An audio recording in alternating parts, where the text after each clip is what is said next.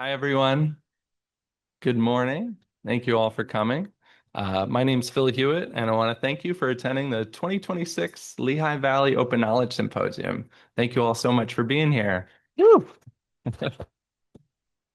I'm a librarian at Lehigh University and a member of the planning committee, along with Ben Jerry, Elizabeth Nelson of Penn State Lehigh Valley, and Kelly Cannon.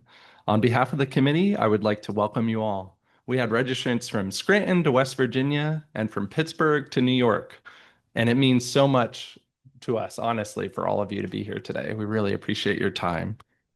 Also want to thank everyone that was involved with making this event happen. Thank you to Nick Cunningham and Janet Baker at LVAIC, the Lehigh Valley Association of Independent Colleges, and to Jasmine Woodson, Boaz Nadav Manas, and Greg Ryman at Lehigh University for helping to sponsor this event.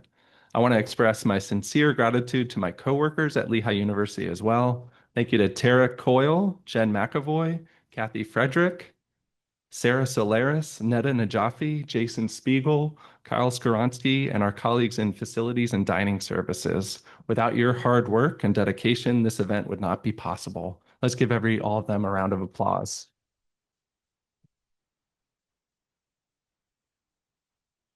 So I will now turn the mic over to our university librarian, Boaz Nadav Manas, to provide our opening remarks. Thanks, Boaz. Cool. Thank you all. So I'm going to say a few smart words, maybe, and it's going to be short enough. It's great pleasure to open the second annual Open Knowledge Symposium and to welcome colleagues from all across the Lehigh Valley and beyond. I would like to begin with a question.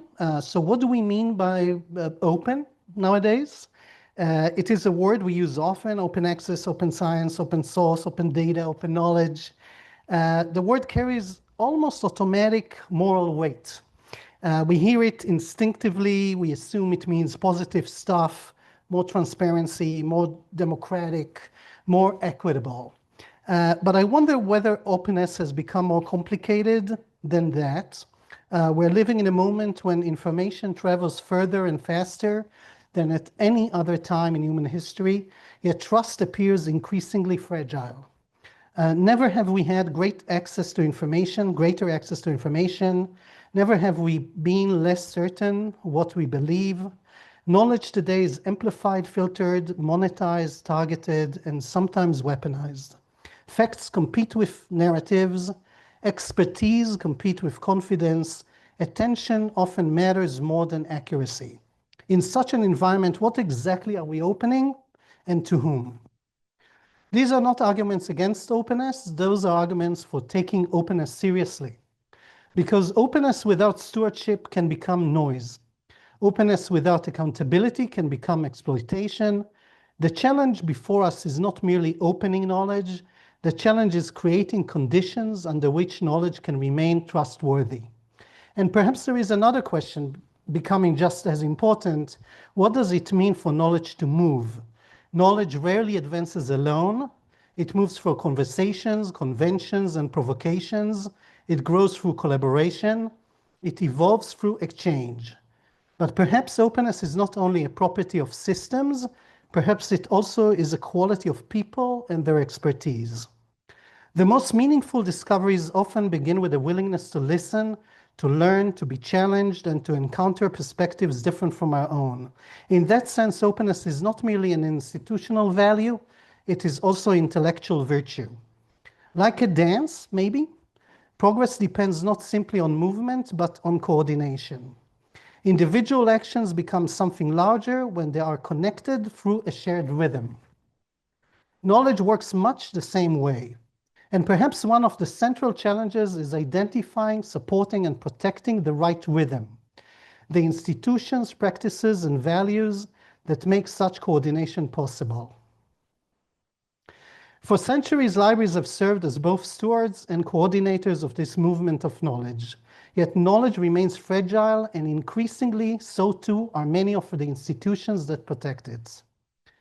That is one reason why this gathering matters. This is our second annual Open Knowledge Symposium. A first event can be an experiment. A second event becomes a commitment.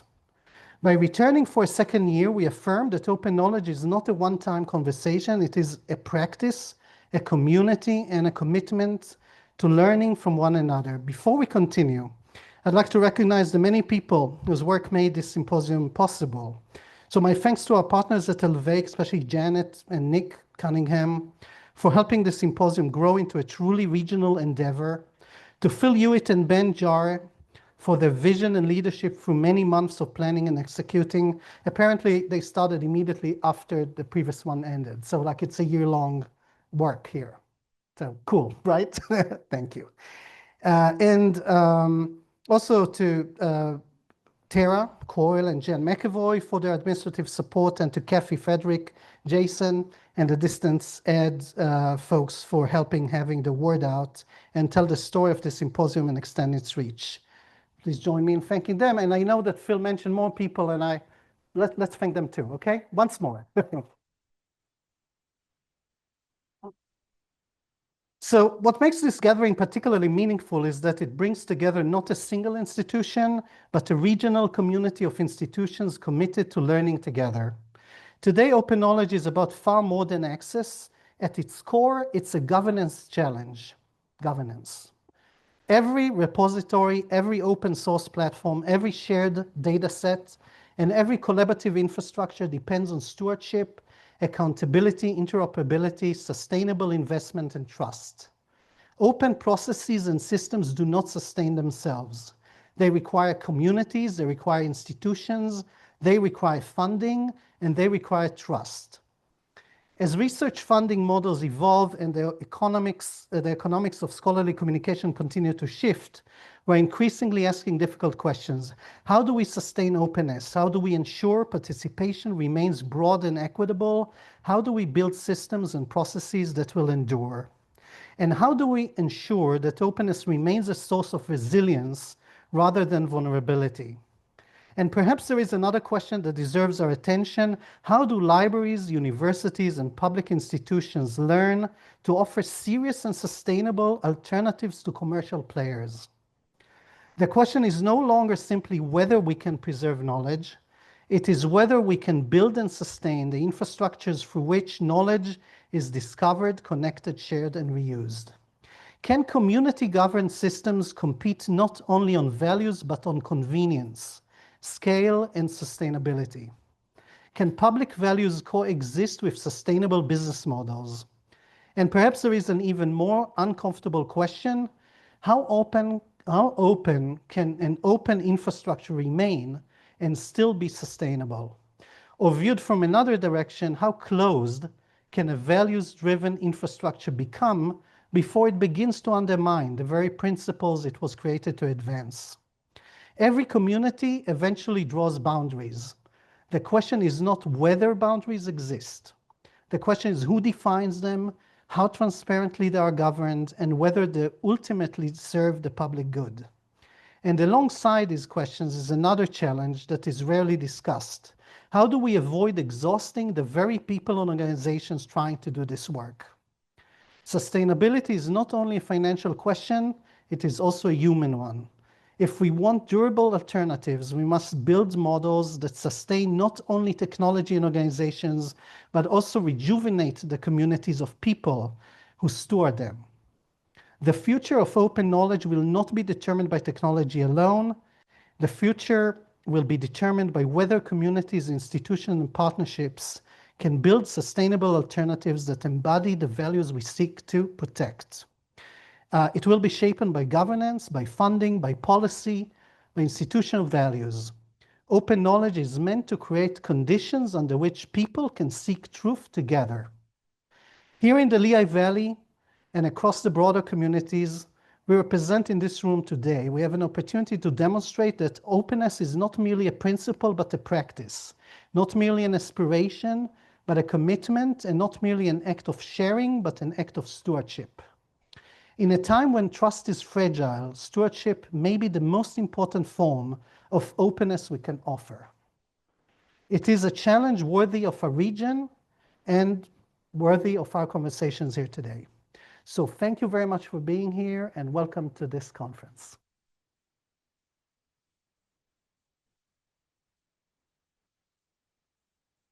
Thank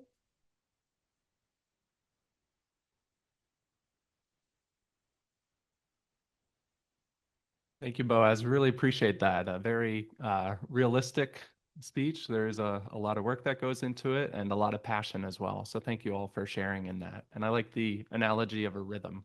And I hope we'll create a good rhythm for you all today at this experience. So hello again, everyone. I now have the pleasure of introducing our keynote speaker, Dr. Christopher Borick.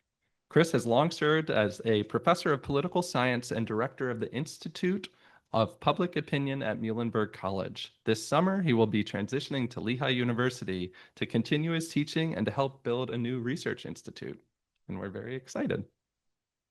Chris has, for 3 decades, Chris has studied how the public thinks about elections, about health, and about climate change. While he has published numerous articles, book chapters, and books, including one coming next year, which sounds very exciting, his work also reaches far beyond the academy. Thousands of people have read the results of his research in the Morning Call, our local paper, the New York Times, the Wall Street Journal, and the Washington Post, or heard his analyses on WFMZ, again, a local source, NPR, and 60 Minutes. While the volume and impact of Chris's work on their own would make him a great keynote, I think it's the underlying premise of his career that makes his perspective particularly relevant for our group. A through line runs through all of Chris's work, a conviction, if you will, that the public deserves real information, gathered accurately, analyzed expertly, contextualized without bias, and communicated openly. Chris's career has been an example of carrying the work of the Academy out to the people it is ideally meant to benefit.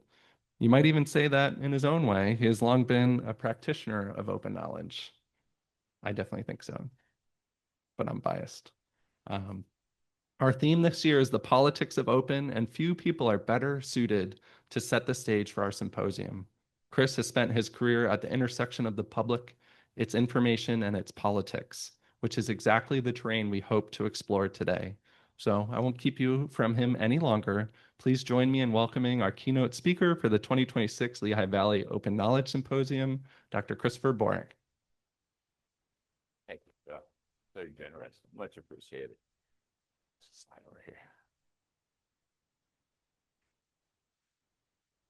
Good morning, everybody. Hear me fine? Great. Phil, thank you so much for that very, very generous introduction. Made me seem so much better than I am. I'll carry you around everywhere with me from this point to do that. And thank you for the welcome. And it's so nice to see everybody. I'll offer, like everybody else has at this point, my appreciation for all the individuals that put this event together.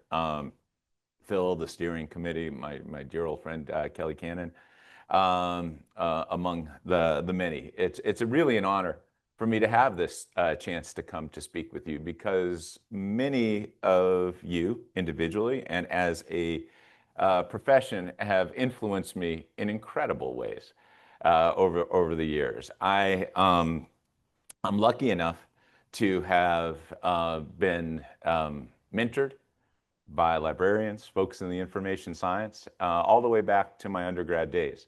I'll tell a few stories about that just to set the tone. So I went to Penn State undergrad, and I grew up in Scranton, came down to Penn State, and I naively said, I wonder if the library would hire me. I love libraries.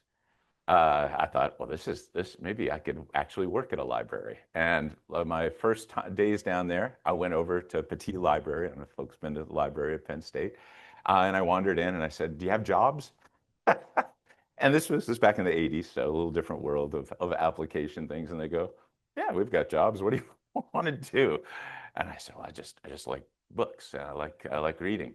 Well, they said, well, we don't really hire people to read, but we could have you work. And so they said, how about a job in the periodical room? I don't know if are there still periodical rooms around? All right, this is I age myself in many ways, and it was great. They said, sure. And I went up, I met the folks there. They said, yeah, we have a job. You could do these types of things. I said, yes, when do I start? And they said, well, you start it. And I ended up there for my whole college career doing it. And what was great besides the job is the folks, the librarians, took me under their wing. They knew I was curious, they knew I was interested, and they knew I was naive in so many ways and not very adept at finding the information and the things I wanted. And so they not only mentored me in terms of kind of career advancement, but enlightenment, which is the nature of your profession and folks that are in this this field. And so it has a lasting impact on me. And I'll just follow up with my next kind of my career path. I went, my first job was in Wisconsin. Took a job at a college in Wisconsin, went out, my wife and I moved out there. And during staff orientation, you meet your fellow staff faculty, and I met a reference librarian who was coming in at the same time with me. She was an East Coast, we're both from the East Coast, and we're moving to the Midwest. So it was like, oh, well, you know, we shared some East Coast vibes together.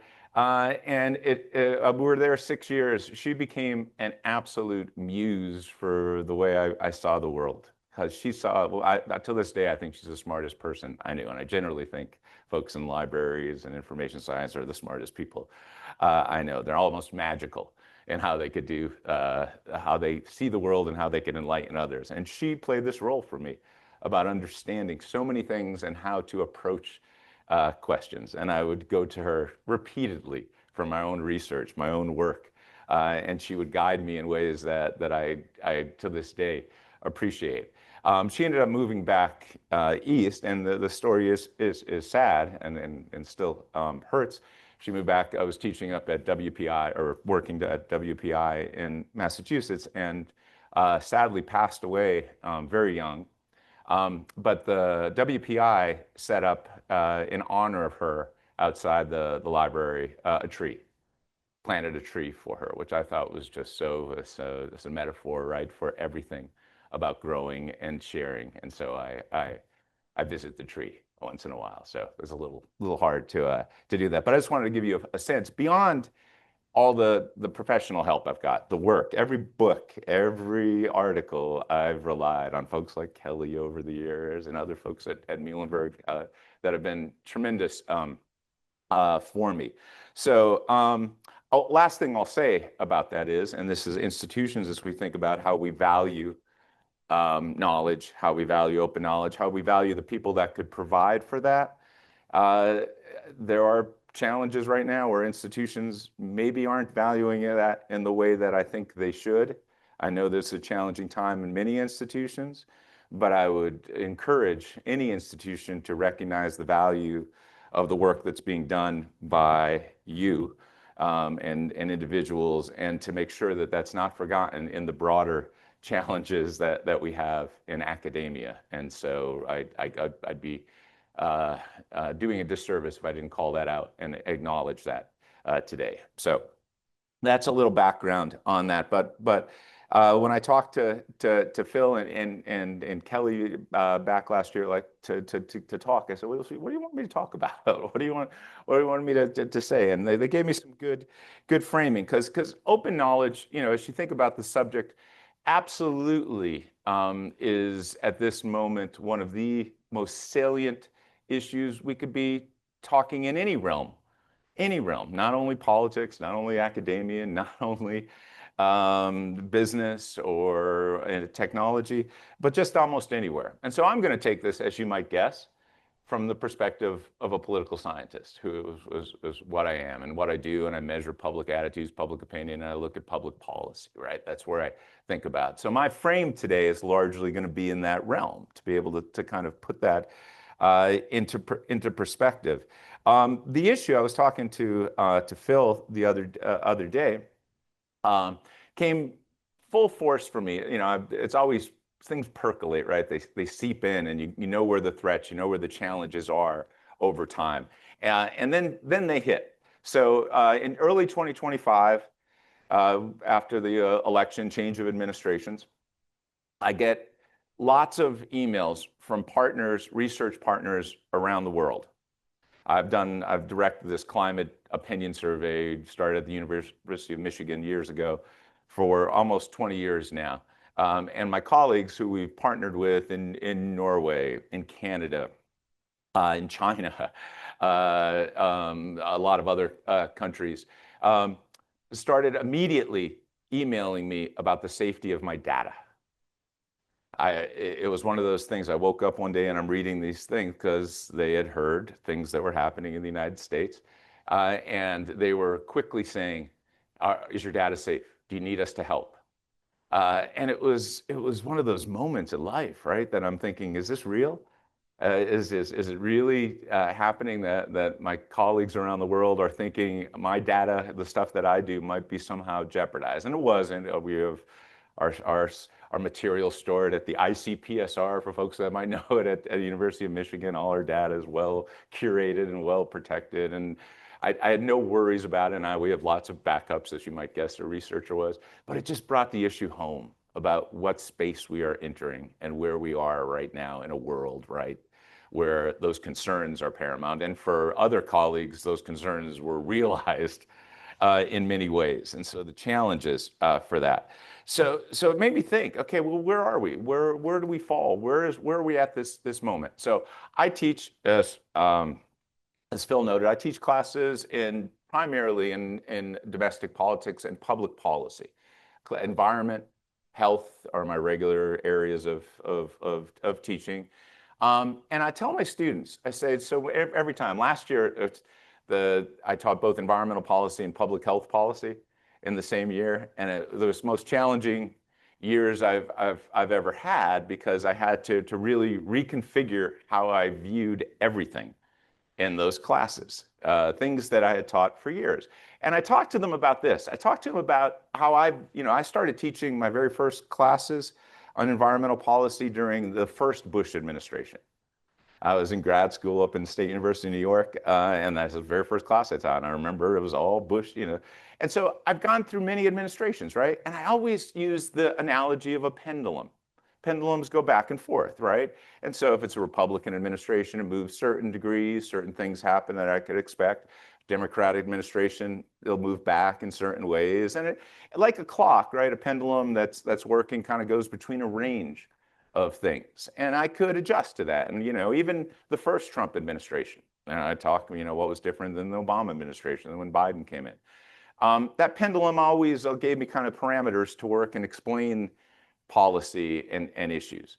What's happened in the last year is the normal range of the pendulum has been adjusted and moved outside the frameworks, the structures that held the pendulum in for years, and pushed us into spaces that are very different and very challenging compared to what we've seen historically. And that's a challenge for us, it's a challenge for people in the academy, in the work that you do, for policymakers abounded. And so what are the kind of the parts of the pendulum, and how do government affect these things? So I always talk about in my classes, and I think it might be relevant today, three aspects government that might affect things like open knowledge: regulations, actions. We could talk about laws, but I'm going to use the word regulations. Personnel, staffing aspects, and budgets. And so when I teach classes, often we're looking at that. What are the rules? What are the regulations? Who's actually carrying out the laws? How are they doing it? What kind of resources do they have? And in those three dimensions that I note, the last year and a half have been incredibly different than what we've seen in the past. Just epically, I'll use all kinds of hyperbole, and I don't like hyperbole, for how different it is and how challenging it's been and how different it's been. So let's just go through a few of these that have happened during the second Trump administration. First, when we look at regulations and policies, the idea of what you can do through executive power. You think Congress, of course, has power to make laws, but so much of what affects things like open information come from executive power, regulatory power, agency power, executive orders, these things that can come right from an administration. The Trump administration has tried to leverage those tools in ways that I would argue no president in at least back to FDR have tried to do. It's just simply different on scale and level. And what has been used to do those? Well, I'll give you a couple. Over 2,000 government repositories were removed from data.gov. I'm sure you've all used data.gov. These are things, as I train my students, and I've used in the support of our great librarians to help us. 2000, that number, I had to go back and check it a bunch of times to look at, is extraordinary, right? Extraordinary. And then there are particularly hard-hit areas. I work in the climate policy area. That area is one that was particularly hard hit. Anything that deals with DEI, of course, also particularly hard hit in those areas. And part of it is how do you do it? How do you do it? You could take them out, right? You could just remove them in one days. And then, as you know, as folks that work in this area, you could just make it harder. You could just make it harder to look at. So you change the terminology. You remove the terminologies. You change the terminologies that are available, making it more challenging to do that work, to locate it, right? I found this when I was working with students on their research projects, things that I thought were once easy were much more challenging to do. So the words matter, right? Words matter in a big way.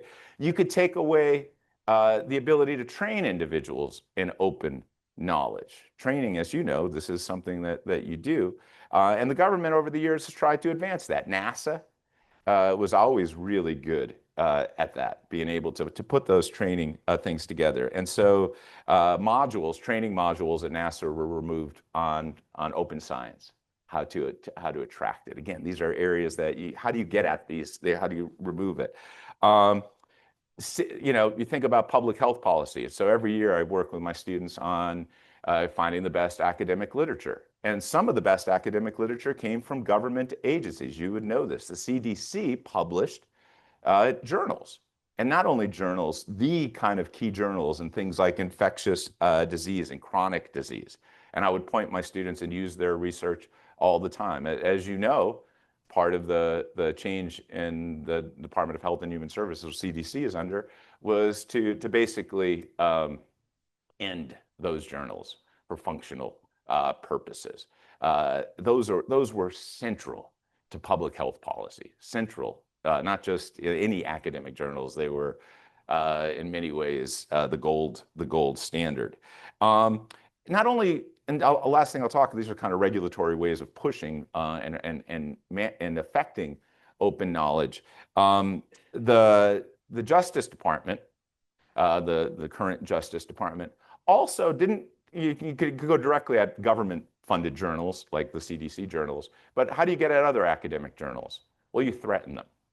You threaten them, and the Justice Department has sent threatening letters to academic folks I know, editors at journals, threatening them, asking them in the guise of questions. I'm a survey guy, asking questions about things. Well, the questions are all loaded questions and about basically trying to frame the journals as somehow not actually doing academic work, but pushing an agenda, right, to do.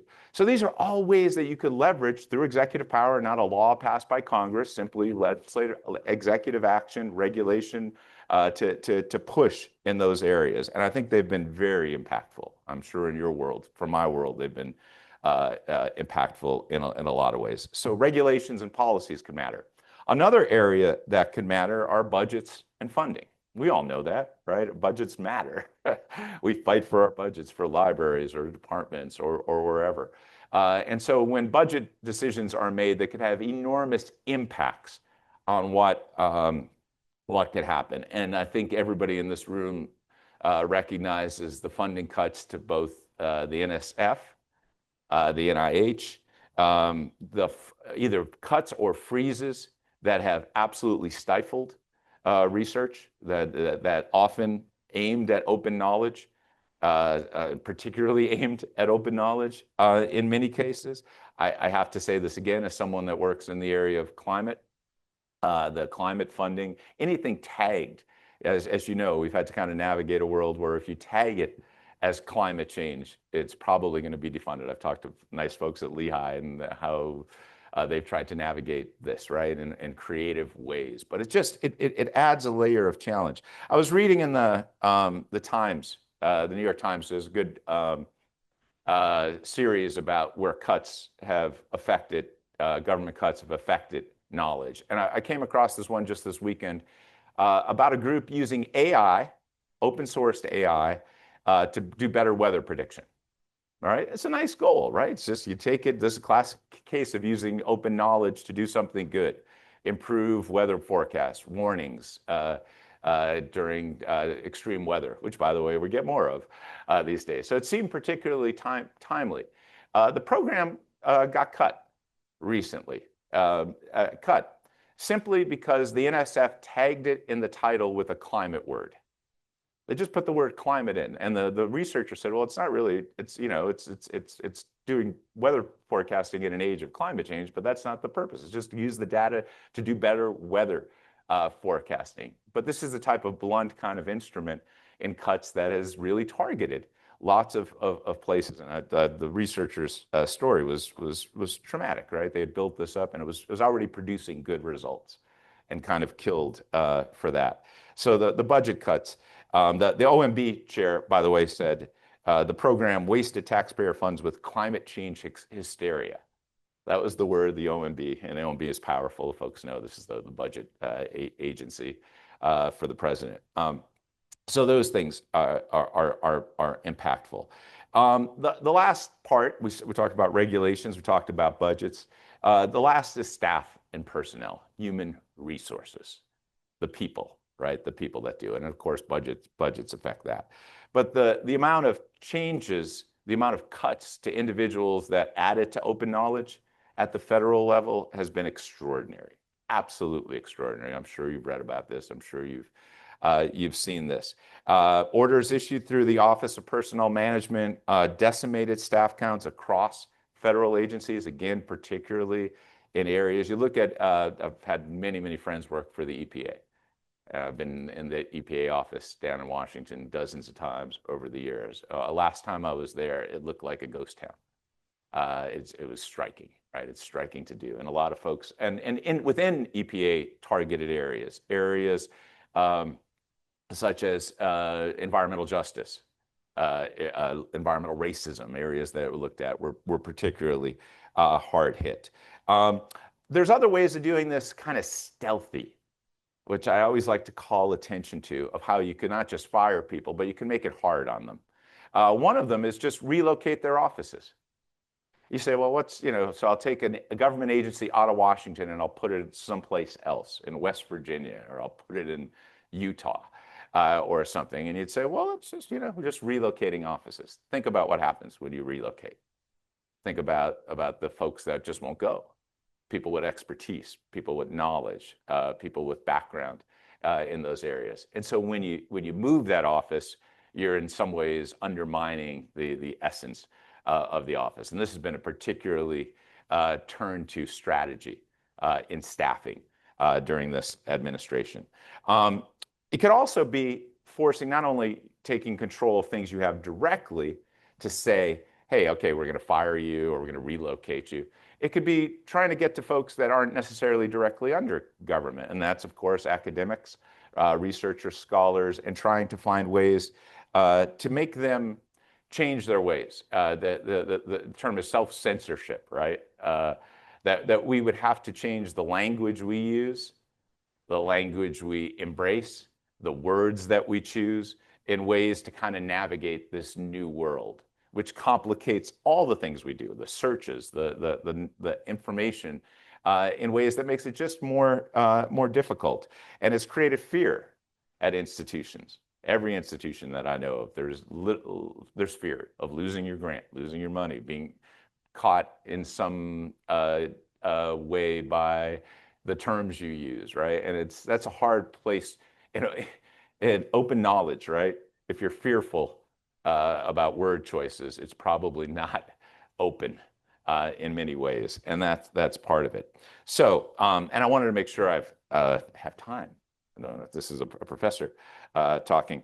I want to leave at least 20 minutes for open conversation. That would be wrong of me not to do that in this group. But I want to turn to what's the impact of all this. So I've kind of taken you through how the tools are used as a policy and politics person. These are how we leverage those things. And I've just touched on it, by the way. You probably have many more examples to do. And so there are many ways I could think about the impact, but I think obviously, like many people right now, the 250th anniversary coming up now, 2 weeks away, is a great perspective to think about this broader issue of open knowledge and the existence of a constitutional democracy, where these things come together. And maybe my value added is to some ways talk a little bit about that today. I don't have the details and the expertise on all the aspects we could look at. So, Boz, you mentioned institutions. You talked about institutions in your opening. And I'm so happy you did, because in many ways, institutions are the core of a democracy. We learn about institutions in school, right? Congress, presidency, courts, those types of institutions. And they're essential to a working democracy. But I would argue that along with those institutions, knowledge institutions are just as crucial to a healthy democracy, a healthy functioning democracy. And that those institutions, if they are undermined or unhealthy, could in many ways erode the broader institutions, everything else that we might know and value within those societies. And I think that is a legitimate concern right now that we're facing in the country. So what are knowledge institutions? How would you define a knowledge institution in this world? Well, I'm going to break it down into three, the way I look at it. I think knowledge institutions are: one, government offices with data collection or scientific responsibilities. They are crucial, right? They are crucial to our understanding a shared public source that, at least historically, we have turned to in so many ways as gold standards of knowledge. I think I gave a talk last year at Muhlenberg Library when we were talking about this topic, and I was talking about the Census Bureau. And everybody knows how valuable census data is. That type of data becomes crucial. It is, and often for when I'm doing research, it's the denominator I use for calculations, right? It is this central aspect. So you imagine eroding those types of data sources, right? How it could just have this effect across areas. So government offices, of course, are knowledge institutions. Universities are knowledge institutions. I think that's clear, right? Their role is essential, and sometimes working and partnering with government, sometimes in its own realm, advancing knowledge, advancing information, being able to challenge things that we might hear from government. So that institution is crucial. And then finally, the free press. The press is a necessary knowledge institution. It could help vet and disseminate information from government, from universities, to check those things, to share that information, to add value to its distribution. And so those three things, I would argue, you pull any one of those out, any of those knowledge institutions out, you are really, really undermining the framework, the foundation of a knowledge society, a knowledge society. And the institutions, what's great about them, they act in different ways. They both support each other, right? Government funding to universities, government partnerships on research that we do, the press helping share that information. It all works together, but they also act like checks, just like institutions, right? The Congress, president, all the stuff we know, checks and balances, those words. Knowledge institutions play that role of checking each other. And it's so valuable to have a really open society, is to have that ability to check, the ability to do those things. And so they're very important. They have a central mission. They have a central mission. It's the search for truth. I know that sounds, again, hyperbolic, but it's true. It's true that the idea of searching for truth to better understandings through independent application of disciplinary and professional standards. Without this free discussion, without the free discussion that we'd have on knowledge, the democratically legitimizing role of public participations, things I study, the public, how it views things, will decline. It will decline. And the exercise of rights, I even put this in bold in my notes, whether individually or by organizations, often depends on a foundation of informed choice that relies on open knowledge. It is necessary. It is necessary. They're critical as we sort through in a world where you are called on to help individuals sort through claims, quickly evolving, changing claims. The idea that we can do so in a way of vibrant, healthy institutions, knowledge institutions, is crucial. It is fundamental to a democratic system. And as I noted, those things are in many ways in challenging circumstances. But knowledge institutions cannot perform their knowledge creation verification roles if they are at risk of being punished. If they're at risk of being punished by the government and punished in a way that doesn't allow that to happen. As someone that's been around, as I said, all the way back teaching these classes to the first Bush administration, that pendulum that I mentioned before has put us in a space well beyond the frameworks that historically we've navigated. And I think it raises questions about the very subject that's brought you together today. How open is that knowledge, and how open will it be moving forward? So with that, I hope I have left time. That's hard for a professor to do, to get some conversation going. Thank you so much. Thanks. Thanks, Phil. Thanks. Okay, so now I'm going to ask you, well, first, thank you, Dr. Bork, Chris. Now I'm going to ask you to exercise your rights and ask some questions so we can have a great open discussion here. Everyone online as well, please enter questions into the chat, and and we'll try to communicate those. Anyone in person, we are going to be running microphones around just for our Zoom folks and for accessibility reasons as well. So, okay, let's get this conversation started. Thank you. And I'm a professor. I'll just start calling on people. It's not beyond me. Yes, I think they're going to bring a mic over to you so everybody could. I think that's for our people online, so that they could also hear you. All right, thank you so much, Boaz. I appreciate what you said. And is it possible that I can get a copy? Okay, great, thank you. And it's so funny that you brought up the Declaration of Independence. I just picked up this book, The Greatest Sentence Ever Written by Walter, and We the People, and how there was so many things taken out of the original document and scratched out. And when you speak about truth and open access, this is what I'm thinking about. We hold this truth to be sacred, and that sentence was taken out.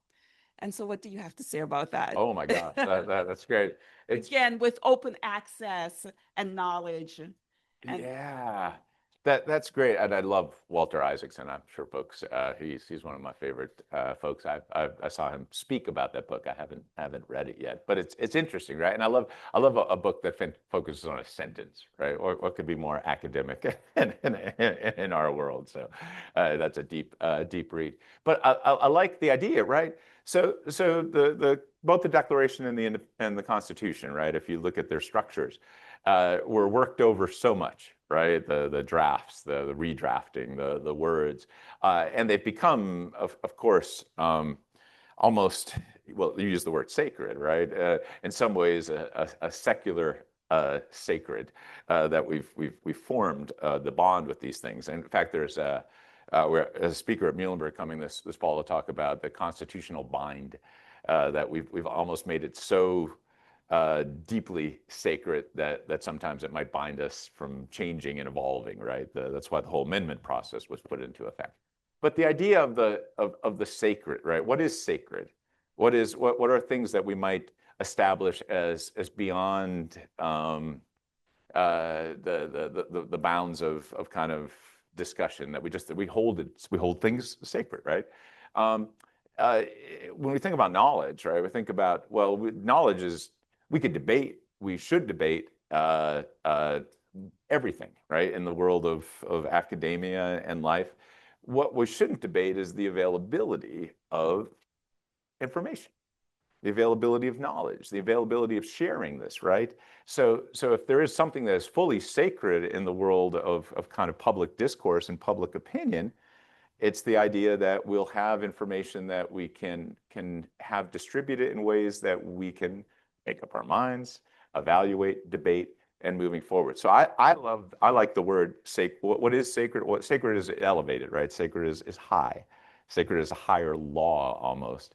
And at least in knowledge, the idea, the higher law would be openness, the ability to have knowledge and distribute it in ways that allow for this. The founders were very, we can go, I want to make sure I hear from everybody. We can go into their anti-democratic ways in a lot, right? They're pretty elite. They're not very trusting of the public to do. But there were, at least, especially Jefferson at the end, was valuing how important it is to inform and to share. So sacred, I'd love to mess with that word some more.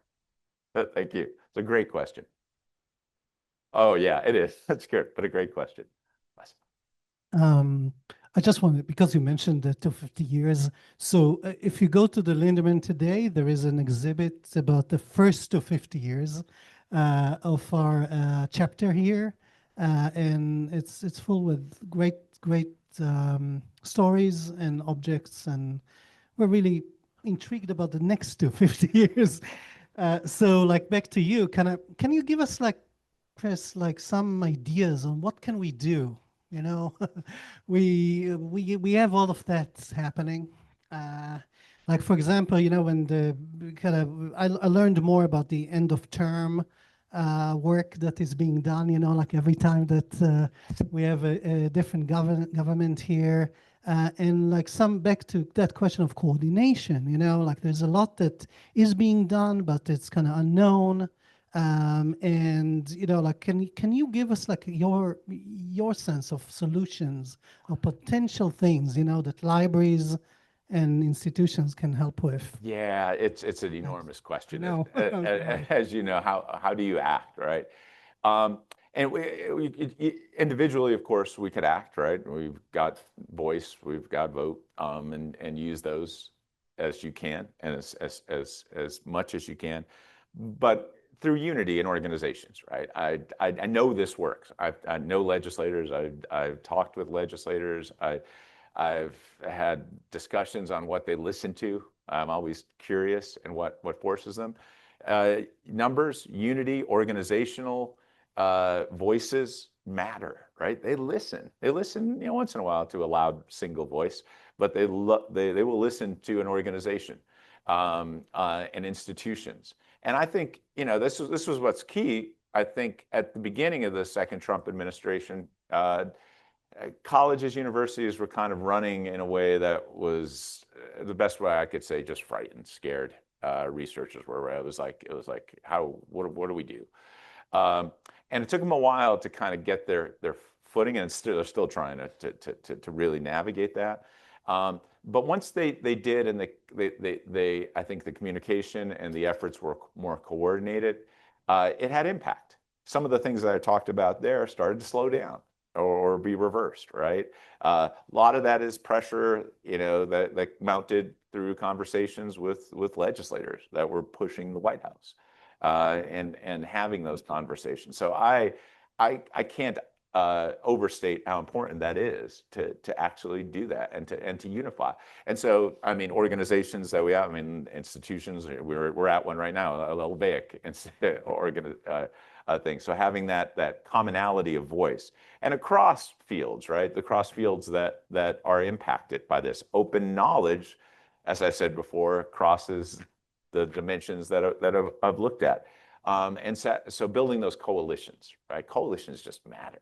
They just matter. And so these are no magic cures for it, but that type of work. And it's hard work, right? It's organizing, it's meeting, it's raising money. I hate to say it, but part of it is finance, leveraging finances and resources to help elevate that voice to do that. As a short answer to a really good question. We could chat more about it. Cool. There's sort of a comment here on Zoom. I'll frame into a question for you. So it says, while open knowledge is a great concept, it faces two interconnected challenges: the role of knowledge institutions as gatekeepers and the difficulty of verifying and authenticating content.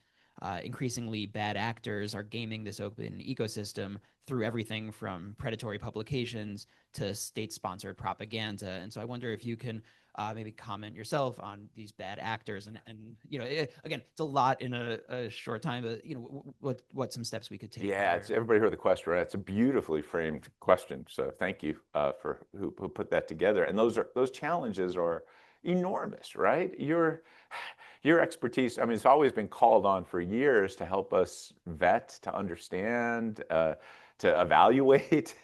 And I could only imagine how those challenges are being elevated in your world, right? They're elevated in my world when people come to me and say, what do I make of this? But you're particularly in that place where people turn to you, right? To do that. I will go back, and this is a little bit editorializing, why institutional commitments to the work you do becomes even more valuable right now, and the juxtaposition of maybe cuts and diminished resources at a time when you're being asked to everything that great question asked about, to be able to try and cut through those things just puts more necessity, more value, more urgency for those things that you talked about. So yeah, I have I don't have any magic answer for agency to move government. But from the perspective of that question, it speaks to the need for the people and the resources to be able to help.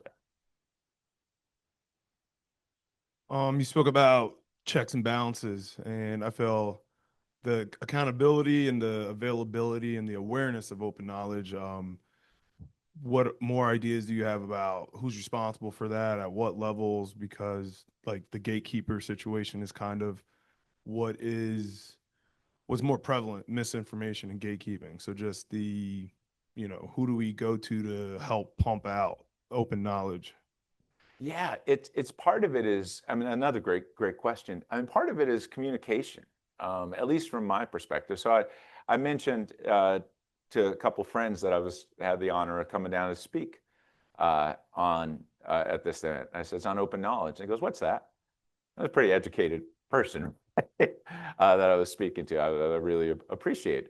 But just the idea of what is open knowledge and how do you communicate that to a public and give them a sense of what it means, where its importance is, why they should care in it, and doing that. This is complicated, doing it through all the noise that swirls around, right? The misinformation, those aspects that you have to. So I'll lean a little bit on that.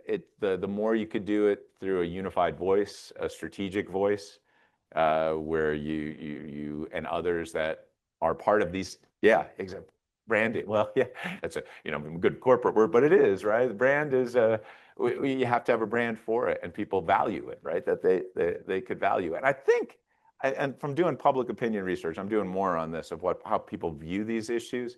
I think there's an underlying acceptance of kind of the construct that it's important, but framing that for individuals, framing and branding kind of come together, is going to be crucial, right? For people to recognize just how central it is. So it's like, again, these are big challenges. I don't have easy answers for them, but you can put them in that way.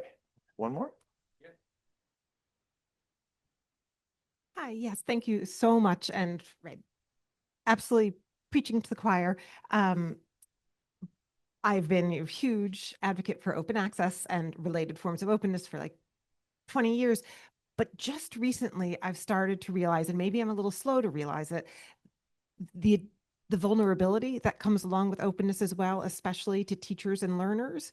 And so, right, if one makes, for example, their syllabus open, then right, lots of other teachers and learners can benefit from it. But might be weaponized against you, and people will attack you and try to make you lose your job. And so I guess I have a question about your thoughts about that generally, but also just more specifically, do you make your syllabi open? And if you do, have you experienced pylons like that where people are trying to, you know, point certain ideological fingers at you based on what you're teaching in the classroom? It's a wonderful question, and the kind of the framework you set up, right? This is the perils. This is things that we have to navigate in terms of anything that's open, right? It's out there. You put it out there. And when you put it out there, you hope for the broader good of people being able to use, right, what you have. And you hope, as anybody in this field, hope you get credit for it. You hope it's acknowledged. You hope it's so referenced, all the things that we'd like to do. But you lose a substantial degree of control for that. So yeah, I've put my, it's good. I've shared my syllabi with things like the American Political Science Association and others. Anybody that wants the types of things that I have, I'm based kind of as Phil described. I'm kind of on public record because I've been doing this a long time, and I'm always out there saying things, right? So I'm very well aware that once you share, it's open, right? And it exists forever, and it comes back, right? And so I could share with you emails, phone calls, letters over the years that have done exactly that. And I recognize it, right? I'm very comfortable with it. It's what I do over time. But for others that might not be as comfortable or kind of spent the years doing it, it could be traumatic. It could be, I've had colleagues, as you described, right, do put things out and with their best intent and their best efforts and get called in, right, for that, and called out, maybe is the better word for it. And that's debilitating, right? It could make you want to shut down, depending on how vulnerable you are or your own personalities. These are the things that we get to discuss, right? And how you navigate that, and when you put things open, and who owns it, right? The whole ownership, the open knowledge types of things, right? I don't know if any of you are. I got was it Anthropic or OpenAI, one of the lawsuits. They those books that are right. They take the stuff and they say, oh well, some class action suits and says maybe I get money for that. I don't know, but it's all those things that you said. So just another layer of a really challenging issue to look at. I'm glad you guys, all your questions were so beautifully framed. Just what I'd expect from an audience like this. Well, thank you so much, folks. It was great.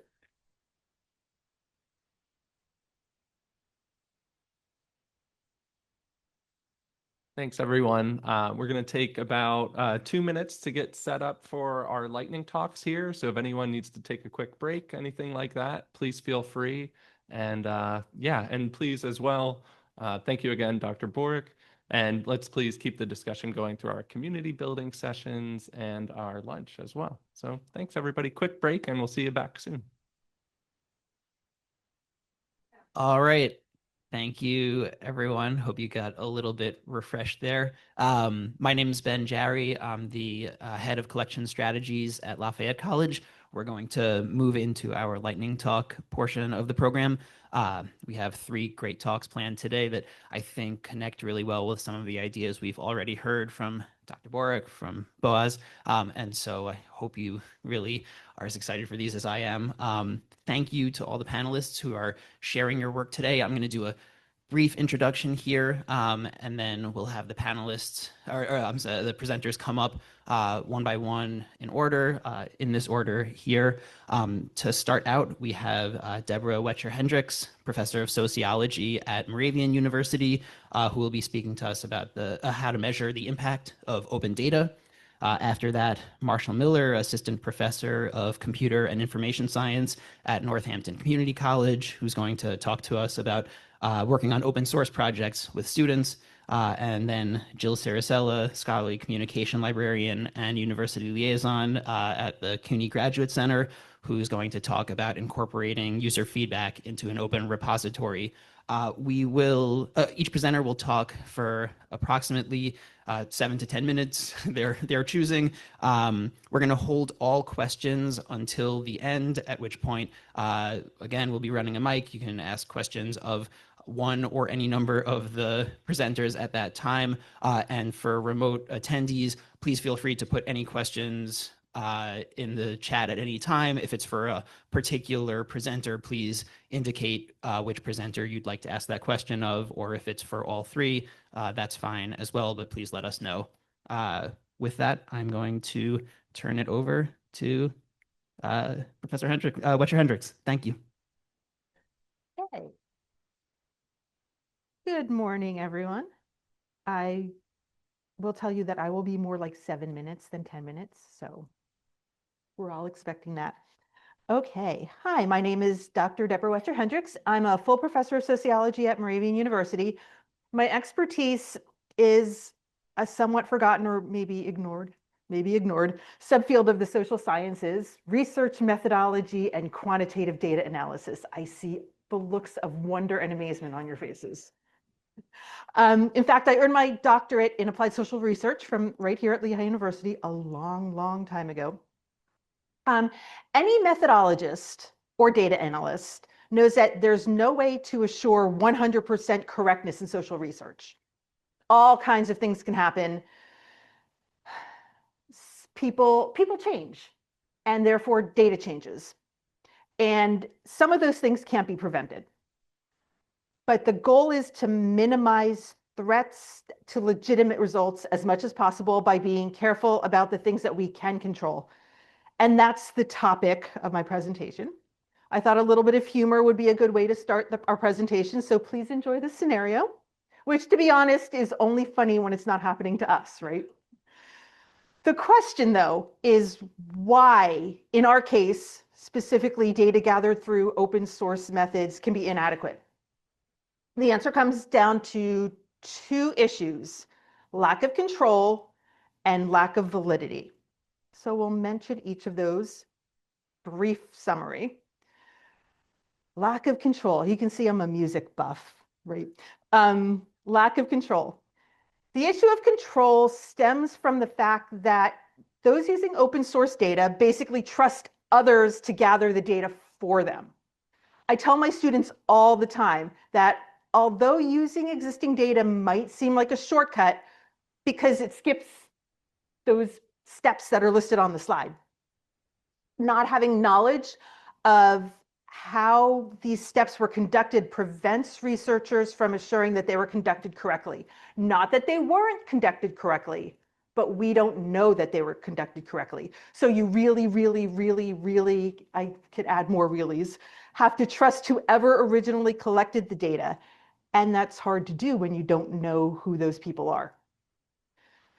Operationalization, tongue twister, refers to the way that a person defines the variable measurement. For example, a measure of annual income might be operationalized as the value that appears on a person's W-4 form. Or it might be operationalized as the answer one provides when you say, how much do you earn? Clearly, the first of those is a better measure than the second, but we have no way of knowing which of those methods or whatever other method people used for the purpose of data gathering. With respect to sampling, there's no way to know how those who originally gathered the data selected their subjects. Blindly accepting that a sample is representative increases the type 4U methodologists of a type 1 error, which is mistakenly assuming that the data gathered is generalizable to the population. Data gathering itself refers to data gathering tools, including the use of observation, experiments, surveys. Any research methodologist can explain that all of these things can create biased results, from leading questions to single category confounds. But again, those using open sources remain ignorant of whether any of those issues occurred. Lack of validity is a little bit more complicated than the problem of lack of trust is. Validity in general refers to, this is the best definition ever, refers to whether a measure actually measures what it intends to measure. There are four main types of validity. They're listed on the screen, but the two that are of concern to us are content validity and construct validity. Content validity refers to the need of a measure to address all of the dimensions or subvariables. As the example on the slide suggests, counting the number of penalties hockey players on a particular team receive measures only part of the team's level of violence. So if you want to measure the level of violence of a particular hockey team, penalties that they receive are part of the story, but not all of the story. Other dimensions haven't been measured and probably don't exist. Therefore, information that is available from any open source about the number of penalties a hockey player receives lacks content validity. It doesn't address all of the dimensions. Construct validity refers to the identification and focus on the specific theoretical concept called a construct that needs to be measured. For example, a study lacking construct validity may use income as an attribute for a person's economic status. Although it's related to economic status, income itself is not indicative of a person's economic status. What a person really wants to measure when they refer to economic status is wealth. And there's a difference between income and wealth. Wealth is generally not accurately measured anywhere. That includes your assets and liability. So there's not really a conclusive measure of wealth, but there are measures of income all over the place. A person with high income doesn't necessarily have high wealth. A person can have absolutely no income, but have inherited a lot. Or a person can have a very, very high income, but loses all their money to a gambling addiction. Another example, probably more related to what we all deal with, is dropout rates at colleges. One may assume that you can subtract the university's retention rates, which is available through open source in a decimal form, from 1. And those are the people who didn't continue. But not continuing doesn't mean dropping out. Right? There are lots of reasons why people may not continue at a school. They may transfer somewhere else. It doesn't necessarily mean they may fail out, which isn't the same as dropping out. So that subtraction approach doesn't give us exactly what we want. The lesson here is that a study with social value investigates a relationship that has not yet been studied in the same way you propose to study it. That's the whole point of research. Consequently, there's a pretty decent chance that the exact data you want doesn't exist yet. That's not to say that open data has no value. It absolutely can have a lot of value, as we learned a little while ago. The key is just to be critical. Find the balance between let's not reinvent the wheel, and if you want something right, you have to do it yourself. And thank you. I will get out of your way. Okay. Thank you.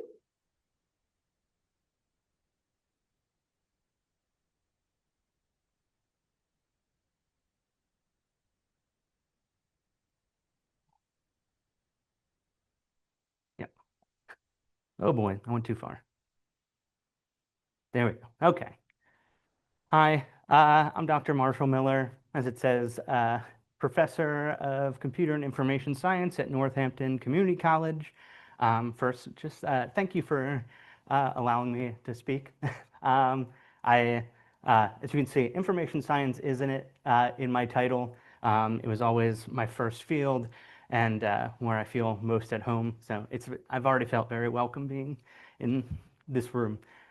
I also want to thank Boaz because now that we have this extra time, I'll go off on a classic Marshall tangent, which is for all of you grammar people out there, you'll notice I did not hyphenate open source because we in the open source community want to believe that it's a bigger movement and not just about literally opening up your code, for people to replicate. So thank you for that. In order to kind of get at where our problem started for and where the solution came from, it's best to understand my student body.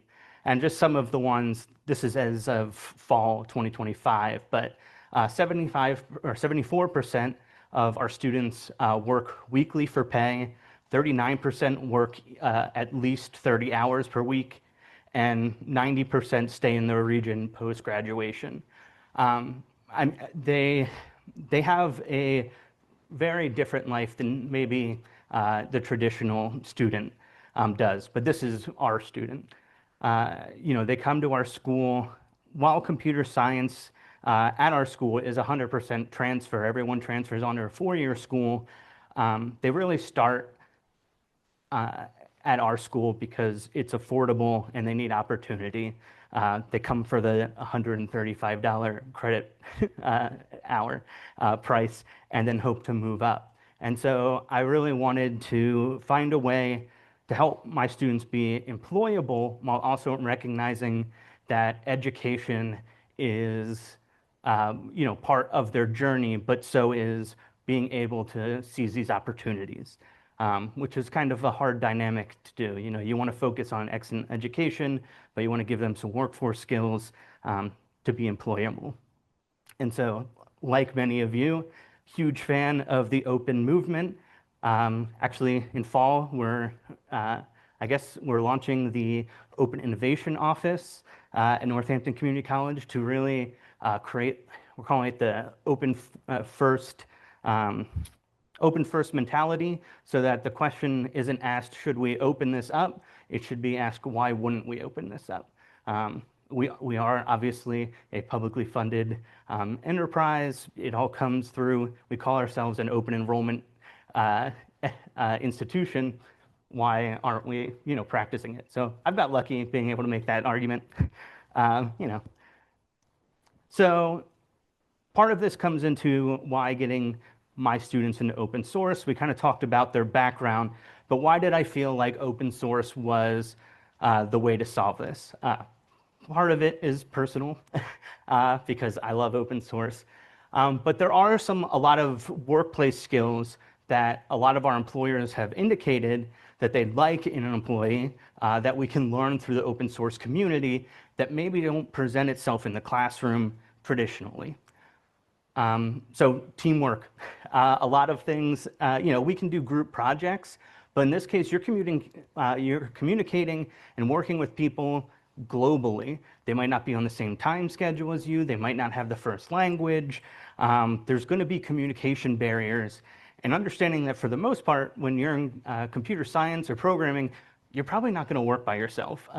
Maybe you're that one guy who launches something that you did by yourself, but after that, you're working with a team. So it really builds up some of that, that skill. It also gives students a working portfolio, which we have found has been the most important part. So what we have seen is that a lot of employers now don't ask for my students' resumes. They just say, what's your GitHub profile?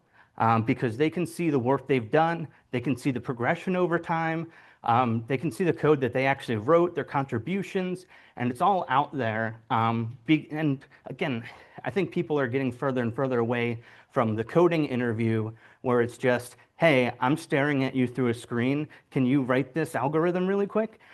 Because that's also not the job. And I think employers are coming around to that. And it's nice to have that portfolio. So, and we've used that a lot of actually local areas, data analytics teams, a lot of data science stuff and business intelligence. They hire a lot of our computer science students after 2 years or sometimes even after their first year because they can see that they've actually been part of a working project. Another thing is, yeah, it opens up opportunities because most of these tools are free or heavily discounted. I give that a shrug because for that part, we're really subsidizing big companies and, they're the tools. But being a student is kind of like the best time to get into tech because people will give you free services and you can get, you can get a lot of discounts in your hands and learn the real industry tools, which then translates to an industry job because you have experience with the software that they're using. And luckily, more and more enterprises are adopting open source software. So I can put that in my classroom, and then they have the experience with those things.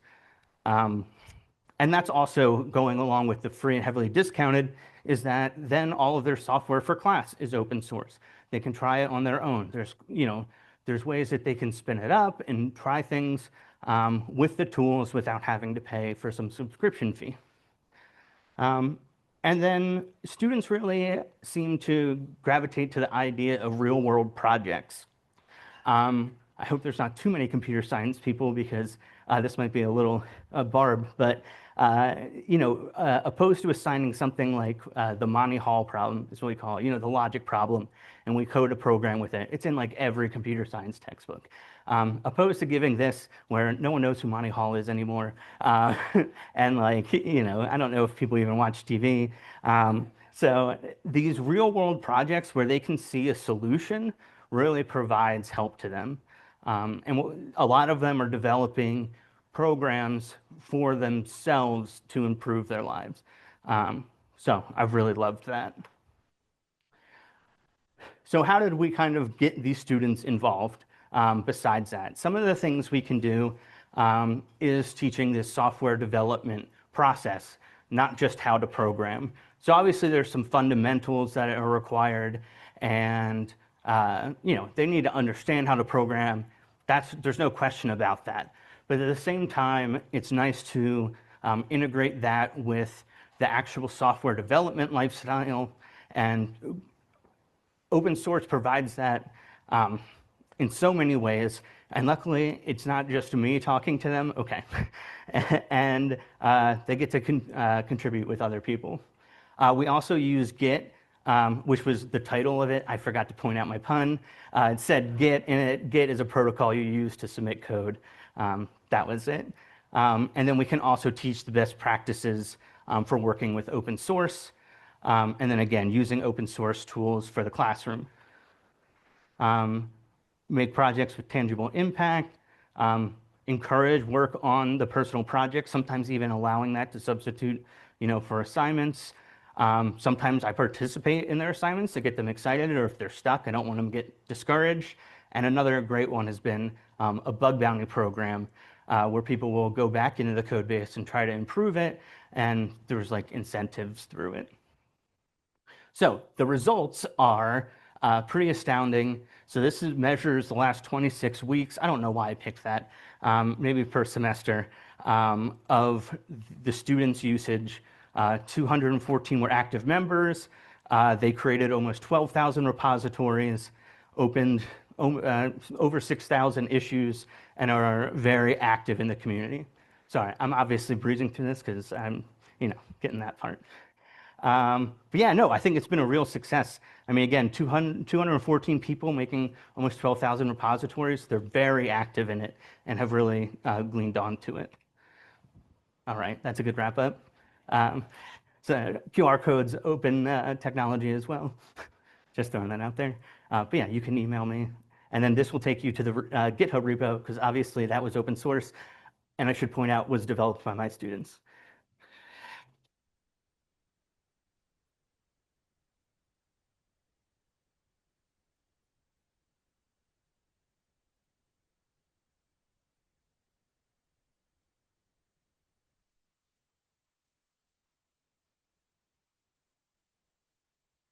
Hello.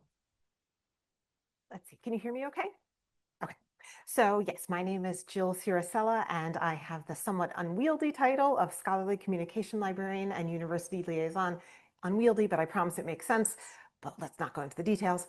At the CUNY Graduate Center, and my lightning talk today is Anecdote by Anecdote, how reader feedback helps us understand our repository's impact.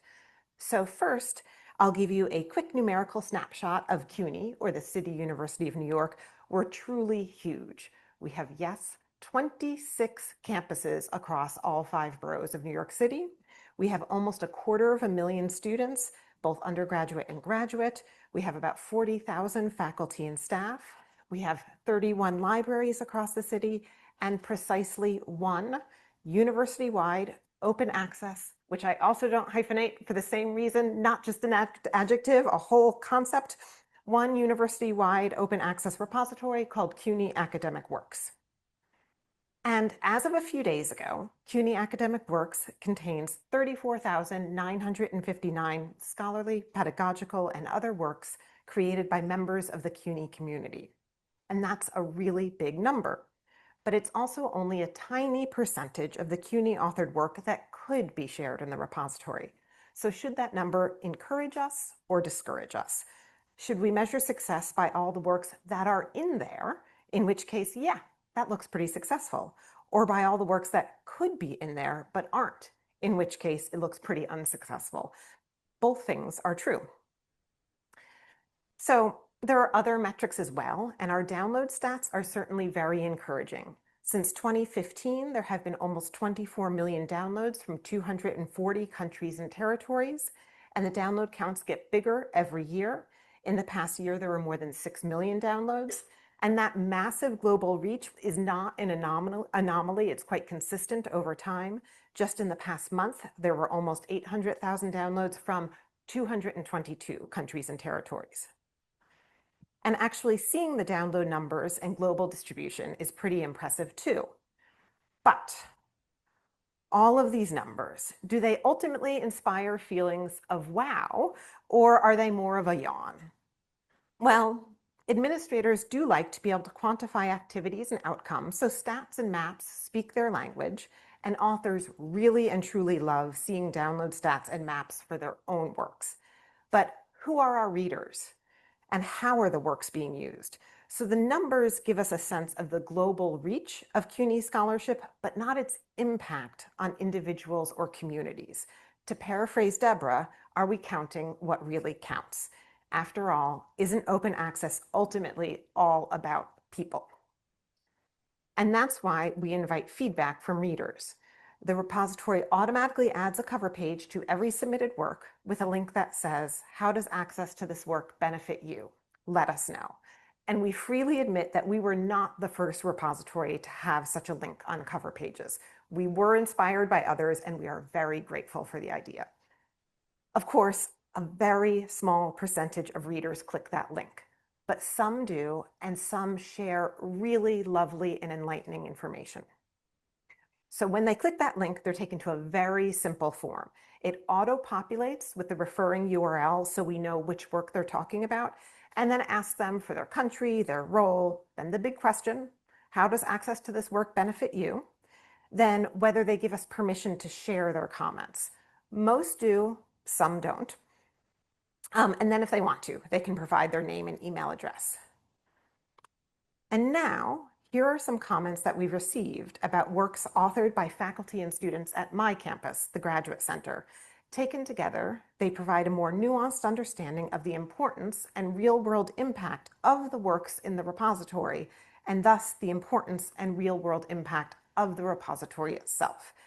I was going to say that there are 4 quotes on each slide, but in the interest of time, I would only spend time with 2 of them. But I think because we have a little wiggle room, we'll look at all 4 quotes on each slide. So the first one is from a graduate student in Spain who said, I would be completely unable to read this LVAIC article and use it as a source for my dissertation if not available through the CUNY link. And not surprisingly, a lot of our comments are from college students and graduate students, but it's not always upper level students. This is a comment from a high school student. This is amazing. I'm eternally grateful as a high school student to be able to access this information, especially in times of surveillance of the police on the people. And then a very simple expression of thanks. Thank you for making this work publicly available instead of locking it behind a paywall like many other publications. They're clearly familiar with the issues in the scholarly publishing ecosystem. And here was a quote I loved from a graduate student in Italy.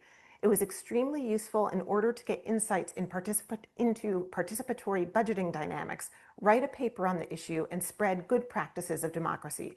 As a graduate student, I have I have access to lots of papers and publications, but leaving it publicly available for the public is an enlightened choice. So they know that they have this privilege of being associated with an academic institution where, yes, they have access to many licensed resources, but they also understood that that's a position of privilege and it's not available to the public. Okay, and not surprisingly, we get lots of feedback from faculty members and more advanced researchers. For example, I'm a criminal justice instructor teaching online. The timeliness of this particular work cannot be overemphasized. And we also have some examples of CUNY research reaching across geopolitical divides. For example, since I can barely access the required resources from where I live, i.e. Iran, being able to access this work here is of great help for me. Another one, I'm writing a research article on the use of embroidery by oppressed women throughout time and space. That was from a researcher in Belgium and from a retired researcher in the UK. As a retired writer, access to this kind of material is very important. Specifically, Bishop's critique of relational aesthetics helps clarify Rancière's approach to the politicity of art and attitude to the contemporary art world. Now, I don't actually know the fullness of what that comment means, but it shows it is somebody who is deeply engaging with one of the works in the repository. And then we hear from information seekers outside academia as well. So for example, I work for a domestic workers' rights organization. This research paper helped us justify to a funder the labor rights issues our constituency faces. And this is one that I love. I'm a dramaturg on a community-based devised theater project concerning women living with HIV in politically conservative spaces. There is little in the mainstream AIDS discourse, if one could claim such a thing, on women and issues and experiences specific to them. This article will benefit my packet, approach to the work, and overall creation of the project in critical ways. And I just have to share, this is by no means the only comment we've gotten from a dramaturg. I found it really interesting that we've heard from numerous people who were help creating a theatrical production, benefiting from our research.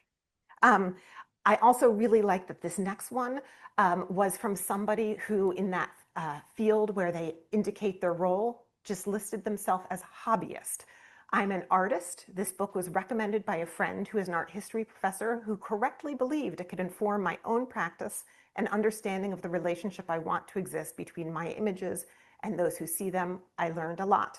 Thank you. So one of the reasons I love that is the information sharing in the repository. It's not only for the continuation of the scholarly conversation, it's for all sorts of other benefits as well.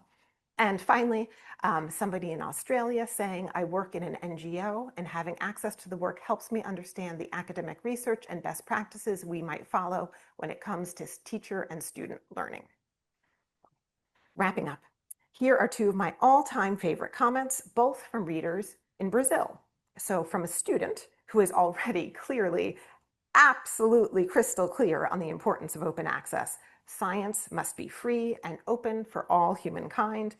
And from a professor who read and benefited from an English language article, but expressed their appreciation in their primary language, Portuguese.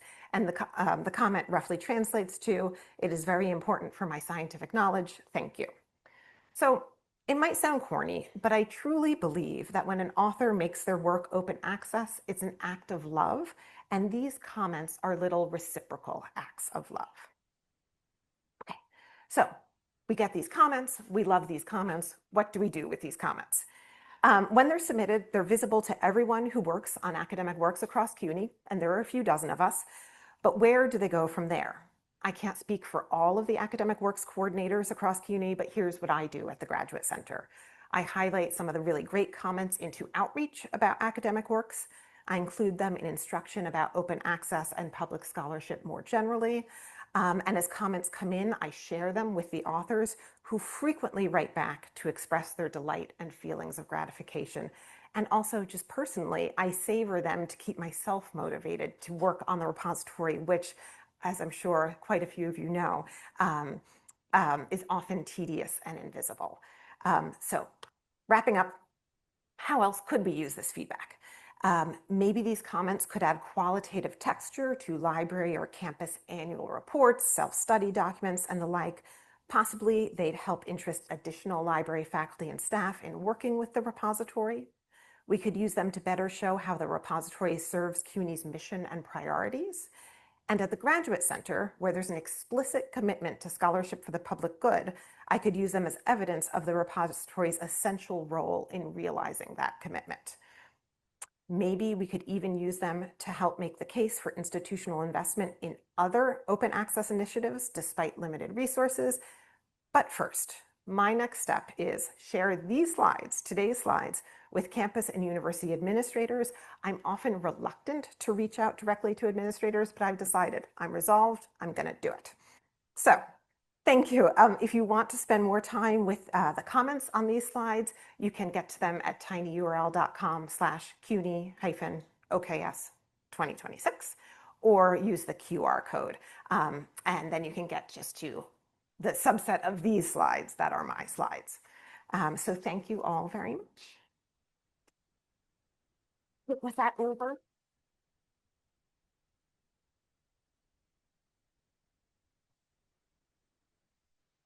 Okay, thank you all. Great talks. My colleague Corey, thank you, Corey, by the way, I should have said, will be running the mic for this session. Please raise your hand. Corey can bring the microphone around to you. I think presenters, since you're all still wearing your lapel mics, stay where you are and you can just answer. You don't have to run up for us.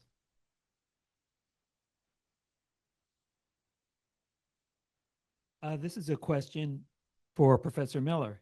Thanks for your presentation and thanks for joining us today. On one of your slides, one of your bullet points was give students real world projects, not mundane assignments. And I think for librarians in attendance today, that probably resonated with them as what we would call an open education assignment that's typically characterized by having students create new knowledge, not merely absorb existing knowledge. And then typically that new knowledge will be publishable with a Creative Commons license, like Jill's presentation, so that it can be shared widely with others and they know exactly what the copyright allows them to do with it. In your presentation, I know that you talked a lot about the students getting into Git and finding bugs and so on. But does that also apply more widely to a student-created project with the intent of perhaps publishing it with a Creative Commons license?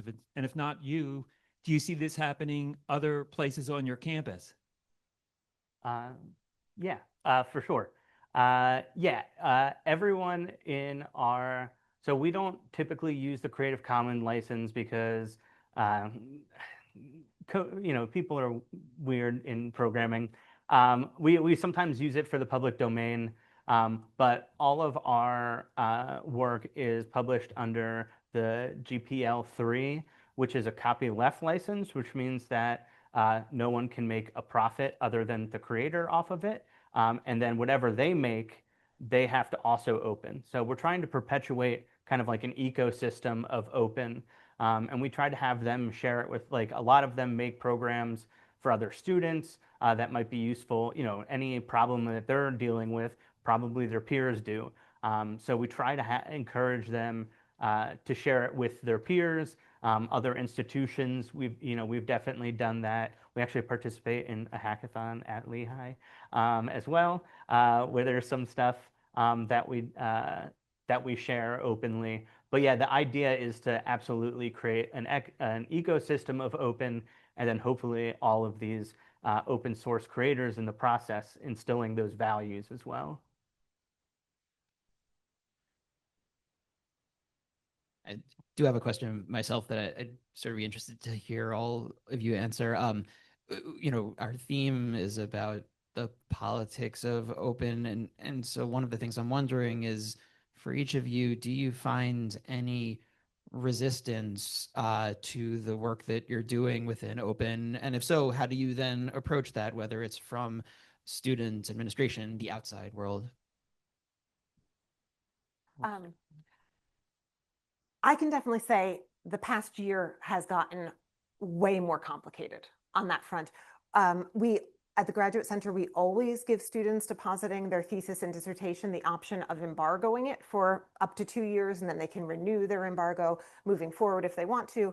And we have more students embargoing than ever before, because a lot of students work with vulnerable communities, and they don't not necessarily want to make it as public as they previously would have in order to protect themselves and the communities they work with.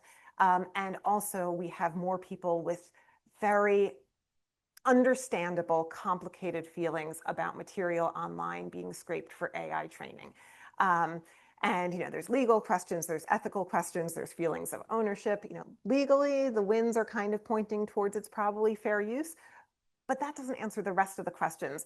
And there's a lot of people sort of grappling with, how open do I want this to be?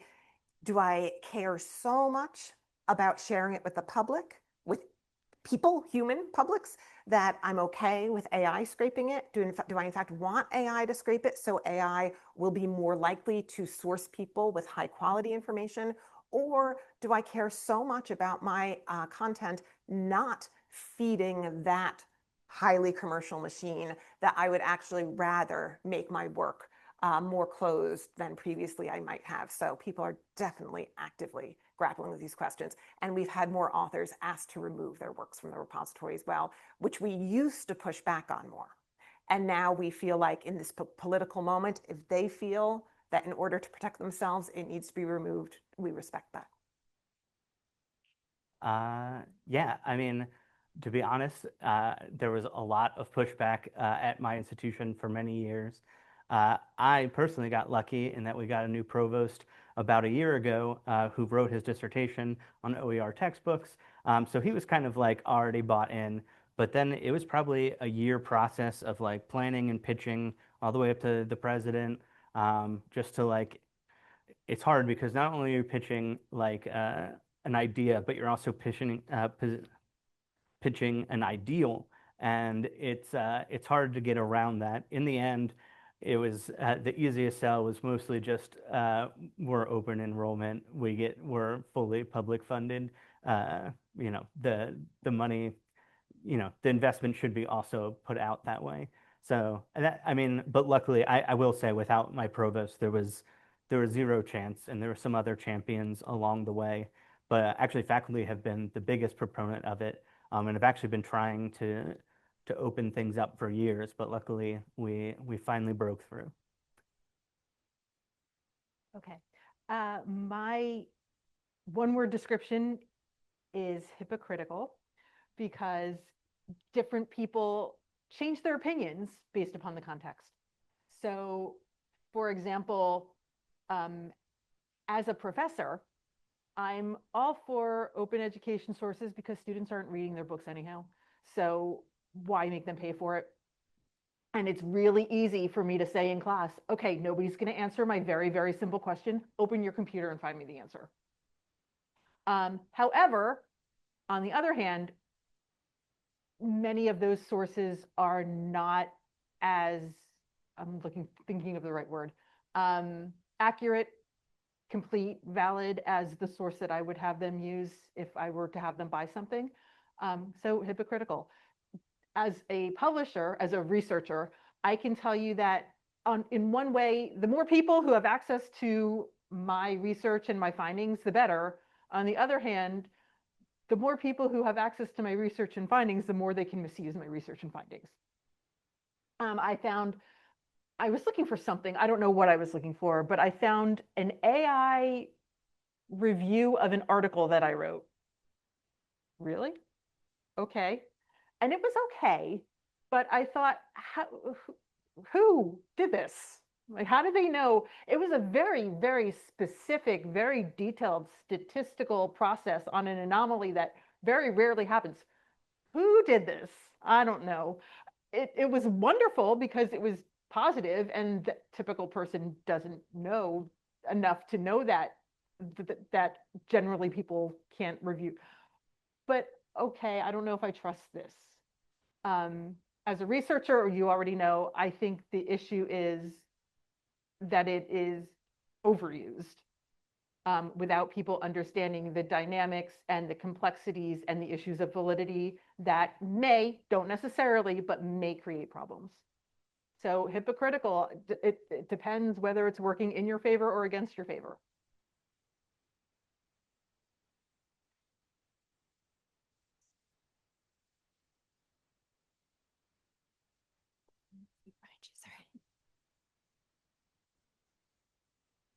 So when I teach information literacy, and especially in the age of AI, I try to combine both open access and behind paid wall, the paid wall. And so, you know, as I think we need to tell students that, okay, they can ask the AI tool, where did you get this information from? Because don't forget, you know, sometimes people think that these AI tools are people, but they're not actually people. They're just computers that people have dumped information into. And I too, I just want to segue, and I too was like you, whereas I was skeptical about open access information. And as I'm doing my research, I feel more comfortable because of the simple fact that I too want people to be aware of my subject matter, because I've invested my time, my research, and there's so much, can I say crap out there?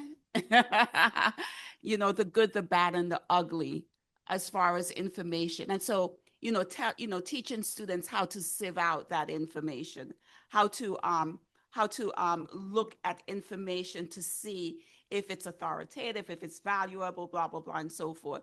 And so when it comes to AI, I think we have to, I am always preaching the fact that we have to have our subject specialists, vetting, looking at these things, as opposed to say, I am not going to use AI, because we do need you guys. We need you in the age of AI. So I just wanted to say that. Thank you.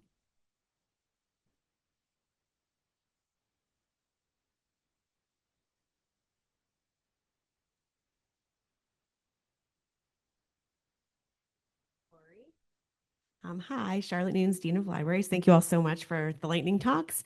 And Jill, I kind of want to follow up on some of your comments about the repository and put this question out to anybody here who has anything to do with repository infrastructure at your institutions.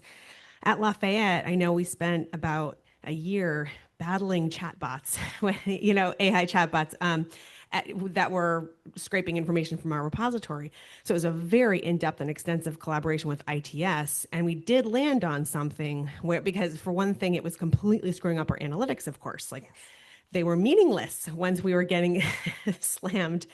There were many reasons why we really wanted to combat that. And we got to a place where I think we're pretty happy with it. It is more of a lift. There are more layers before people in the Lafayette community can access the contents of the repository. So that is not ideal. But on the other hand, we generally feel pretty good about the security of it. And so that obviously has implications for how we talk about it and people's willingness to contribute their materials to it. So I was curious to hear from, other LVAIC institutions here, but, anywhere anybody's aware of. I'm kind of curious how that landscape is developing, across and the sort of cost benefit calculations that different institutions are making with regards to repository infrastructure and access. Yes, absolutely. So at CUNY, we've been on the same platform since we first started our repository in 2015. There were fewer options then. We went with Digital Commons, which is hosted by the company. It was bpress, and then hearts of librarians broke around the world when Elsevier bought bpress, and you might have heard there was a whole bprexit movement. I very much support the bprexit movement. At the moment, we're still on bpress because, or Digital Commons, because it's difficult to migrate. But I suspect we will be migrating in the near future. But one benefit of having a hosted repository is that the company, in this case, Elsevier, works on the technological problems like that. And so they have been consistently working on trying to improve their blocking of like bad bots, like the bots that will bring down the site because of the volume of traffic, while still allowing the good bots, right? Like the like search engine crawlers. They admit that they will never be able to totally achieve their goal, and it's always a moving target. And you, in the download stats, you will sometimes see spikes of a certain company accessing the content of the repository a lot in a certain time frame. But that phenomenon has died down since they've been working on it. So it has made the stats more reliable again. But the thing that I find interesting, maybe even hopeful, is in the dashboards, another set of stats you can see are referring sites. And since day one, the top referring sites have been people accessing works in the repository through Google and Google Scholar. Still true, will probably be true for a very long time, but we are also seeing ChatGPT and Anthropic and some other AI tools climb in those stats. So to the extent that they have been able to scrape the repository, it is also the case that they are providing, how accurate their summarized information is, who knows, but offering people links to the repository, and some number of people are following those links, are using them as invitations to see the real underlying work. So like, yes to both sides of that.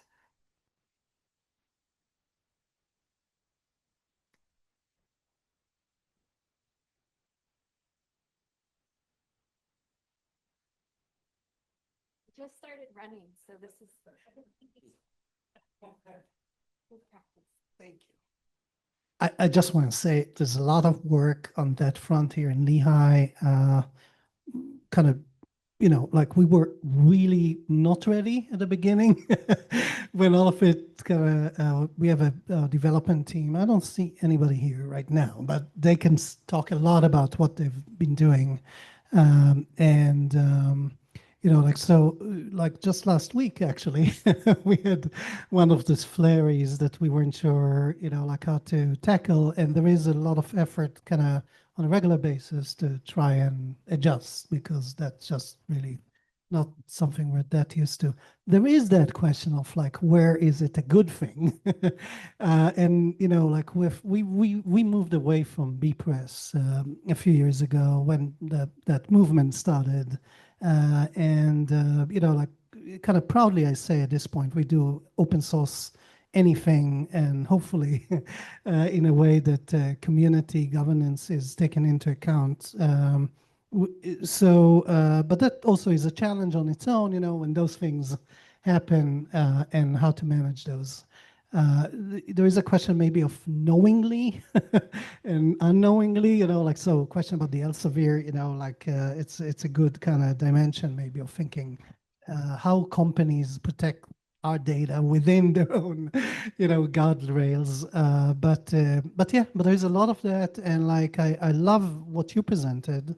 Those testaments that the data and the information matters to people globally. Like that there is a real important measure to kind of think of when we're doing all of that work. I'm surprised that you got so much, to be honest, because like I usually, I doubt our reach when it comes to like an open question on a web page, and how much people are really engaged in letting us know that what we do matters. So I really like that, and I'm kind of curious about the secret sauce, that made it work, and also like, well, what do we do with that? Like this is like a question of administrative continuation. Like I think you were talking about the new provost, and administrative kind of measures of success and belief that those things really matter.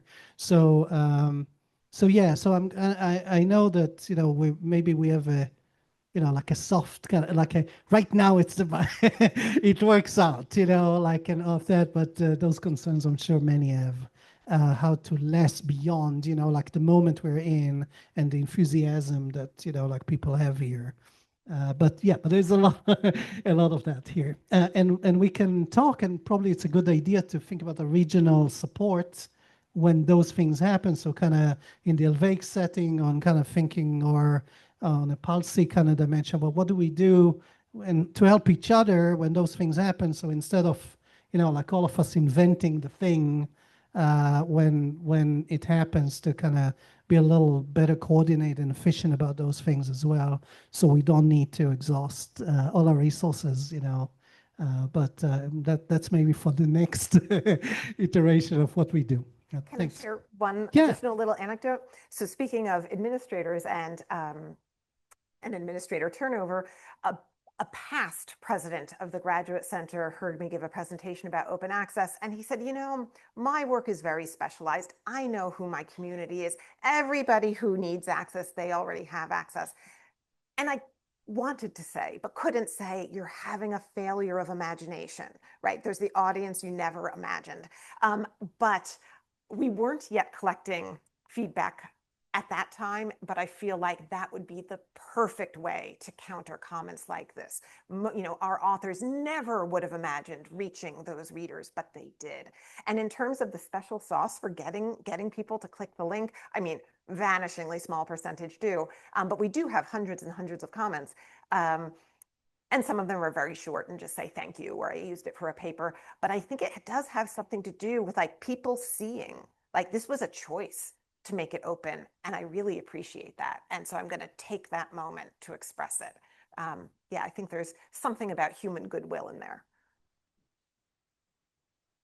And I think that comment about, building some of these things together is a perfect segue.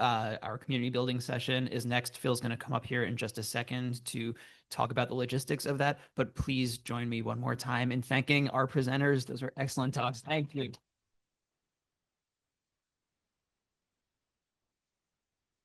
Can I give a shout out? I don't know.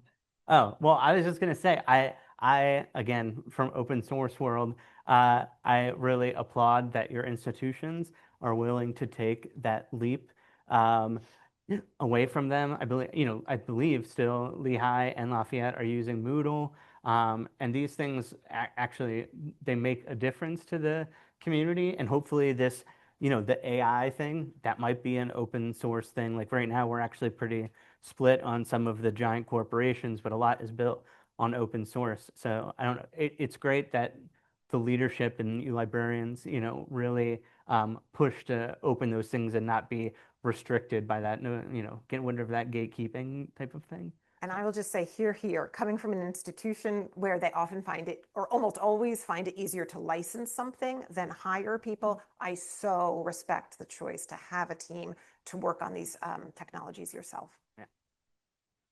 That was it. Sorry.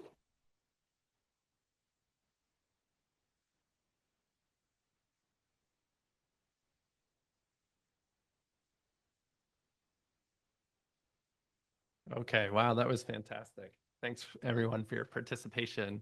And we're going to be moving into an even more participatory section here. Last year when we did the Open Knowledge Symposium, and this is a plug, please do provide us some feedback at the end today. For those of you online, I think we're going to have the feedback form kind of populate afterwards. For those of you in person, the agendas that we have here have a QR code.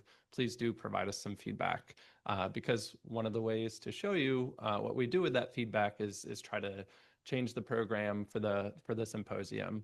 And this is an outcome of that. So last year we received feedback that, hey, we talk about these great ideas, but we want more time to talk together and to share things that we're learning, share struggles, challenges, opportunities, things like that. So that's where this came from, people asking, for a little bit more community building time and focusing on that as part of the symposium. So what we're going to do here, and this is a little experimental, first time trying it, is we're going to organize into groups. We're going to discuss 4 different questions. And then we're going to have a group leader for each group, and they're going to come up to this microphone and share back some of the notes and lessons learned and things like that with our full community, including those online.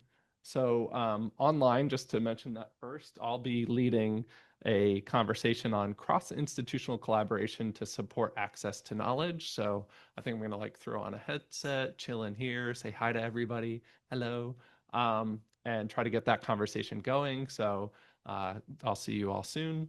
And in person, we have 4 different options. So those 4 options are supporting and assessing open access publishing programs led by Penny Lochner right here.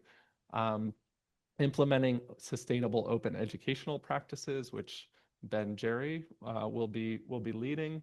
Community-driven open infrastructure and resource sharing, which Vanessa French from Lehigh University will be leading. And building on technology and services for institutional repositories. Good segue, which Alex Jaffa from Lehigh University will be leading as well. So we're going to organize into these groups and take about 5 minutes, 30 minutes for discussion, another 5 minutes to get back in here, and then we'll have about 20 minutes of share back by the group leaders.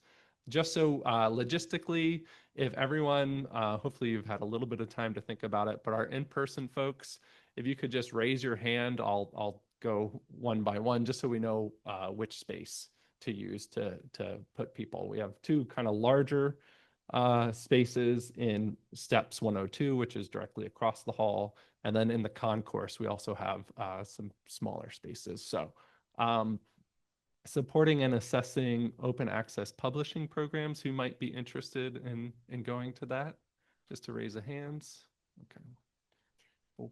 Okay. Okay. So I'll have you out on the concourse. There's going to be like a 6-seat tabletop with some orange chairs around it, and I'll direct you there. Implementing sustainable open educational practices, if I could have a raise of hands there.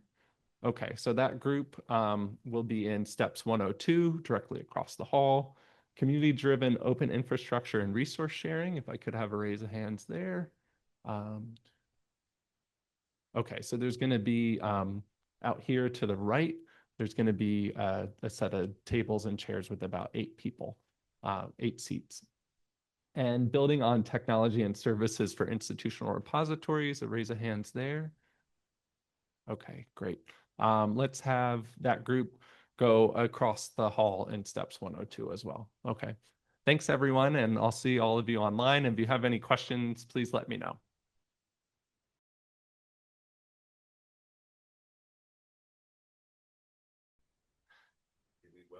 How'd the conversations go? Was it relatively successful? Okay. A good experiment so far. So if I could have our group leaders come up with me to the front of the room here, and then we'll kind of each go through our different findings. Jason and Kyle, is it okay if I grab this?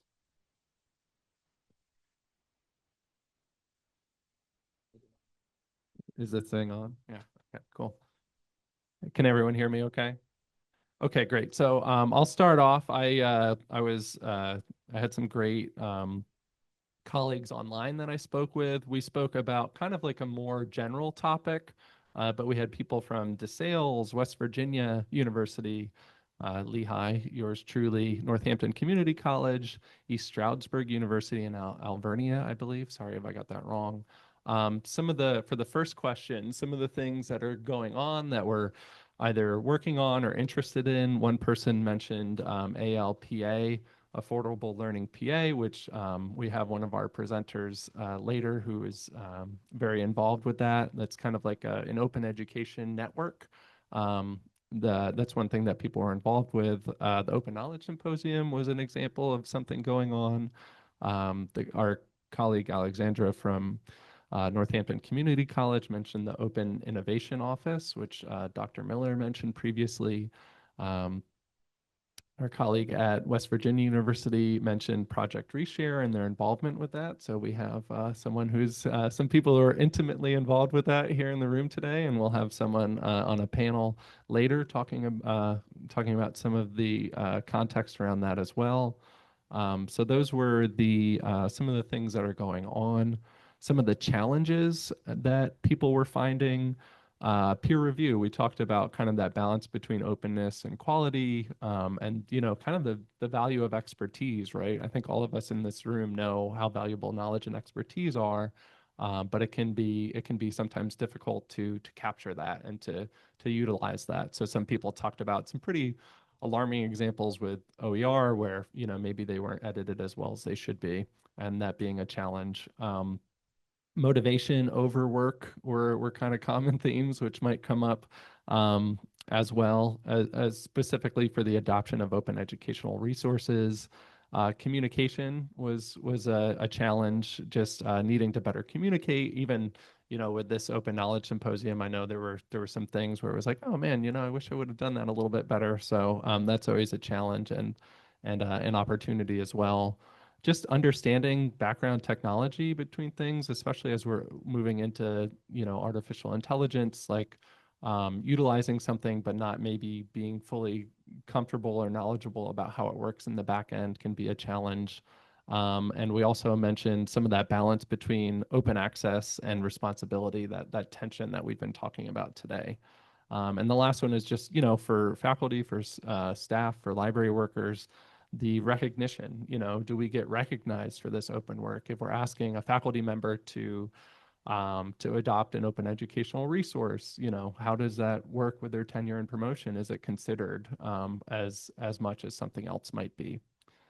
In terms of positive trends that group members shared, Project Reshare was mentioned as a positive trend. So definitely an important project that people have been really involved with. Someone mentioned the idea of, for open educational resources, not just trying to find the perfect fit, but remixing between different things, and trying to use that as a strategy. And they mentioned the platform LibreText as a way to do that. There were some positive trends around grant funding for some people, and about maybe thinking about ways to try to achieve funding a little bit better. And then just kind of positive trends around some very important projects that people have requested for a long time. Someone mentioned getting their yearbooks digitized and having requests for that. And it's important just to be able to be like, yeah, we got that done. That's a positive trend. That's something to move into the future. Another positive trend was just focusing on students and communicating the value and the need for these things, especially around affordability with textbooks. Okay, some of the steps that we might be able to take to move the work forward. Splitting up the work. Someone mentioned, writing or publishing together, and not just cross institutionally, but also cross role. So, whether that person's a library worker, publishing with a faculty member, just trying to communicate the value of this work, and that person was interested in that. So if there are ever any ideas around that for publication around these areas, there are faculty members that are interested in that, which is good to know, because we don't always realize that. Spreading the word, specifically for the symposium, I hope you all have a great experience and you'll spread the word and try to kind of grow the snowball and move forward that way. I wanted to mention one of our planning committee members that's not able to be here today, Elizabeth Nelson at PSU Lehigh Valley. She does a celebration of open educational practices, which is really cool. So she brings faculty in, they talk about the work they do, and it's a nice way to recognize that. And she tries to bring administrators into that too, so they can see the value of that work. And doing something like that, trying to grow the Open Knowledge Symposium similarly, to bring in administrators to try to be like, hey, this work is important and valuable. We're glad you're here. Let us tell you about it, and support us. And then some other ideas were just like a monthly meeting of some sort, or maybe like a listserv as well, just so people can try to communicate and share what's already being done at institutions, instead of learning about it after you create your own solution, or after you've done that and been like, oh wow, that would have been really great to know about that. So hope I wasn't too long there, but that's what we talked about online. Thanks. All right, so I'll be reporting back on the sustaining open education movements. So I don't have a full audit of institutions represented, sorry. But I can say that our table, we had people representing sort of faculty perspectives and a variety of librarian roles from archives, administration, subject areas.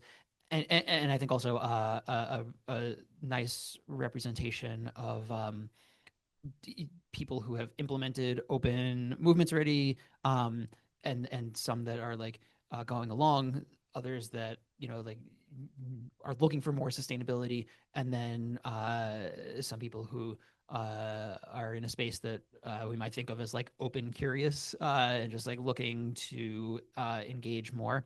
I'm going to kind of blend the second and third thing together, like three sort of challenges, and then talk about some of the positive trends or potential solutions that we discussed. So we had some really interesting conversation around whether open education and OER even is a library issue, and sort of the question of like, should there be more work done there, thinking about financial aid, or is that really like a faculty responsibility to pick up and run with? And then we had some discussion there about from a library perspective, there's a lot of work being done in lots of other open spaces, and so in some ways you're just continuing a culture of openness, or maybe establishing further a culture of openness. And then we talked within there about incentivizing faculty. Similarly, can this be part of PTR portfolios in a way that promotes more use of open education? There was a sort of, we didn't spend as much time with this, but a question of like, could or should we use AI in this space to sort of like help people who want to publish open, develop open, right? And we talked a lot about in faculty grant programs, the amount that's being given out is not always, and maybe usually not reflective of the amount of work that goes into creating an open text or even adopting an open text, but that there's again this idea of like just pushing the culture of openness, supporting our students, and we came back to, from the library standpoint, even if you're not giving a lot of money out, what is the library's place here is kind of signaling some kind of institutional support, and even if you're just taking a slice of your books budget, for example, but you're using it to, again, sort of fill out this culture of openness, there's a lot to be said for that. We also talked about the challenge specifically of developing problem sets or having problem sets available for open texts. And a couple of just like interesting things there that I'll share, and then try to move on. From Penn State, Lehigh Valley, there was an example of a math professor whose students create problem sets for the next group of students coming on, right? So there we see not only a solution to the the problem set issue, but also you're doing more open education by having your students produce open knowledge, which is really cool. And then there was also the example of, for a grant program specifically for publishing open, including in the agreement with that faculty member or any faculty member who's going to publish open, the idea that they will develop new problem sets every 2 years, right? So it's sort of baked into the understanding from the beginning.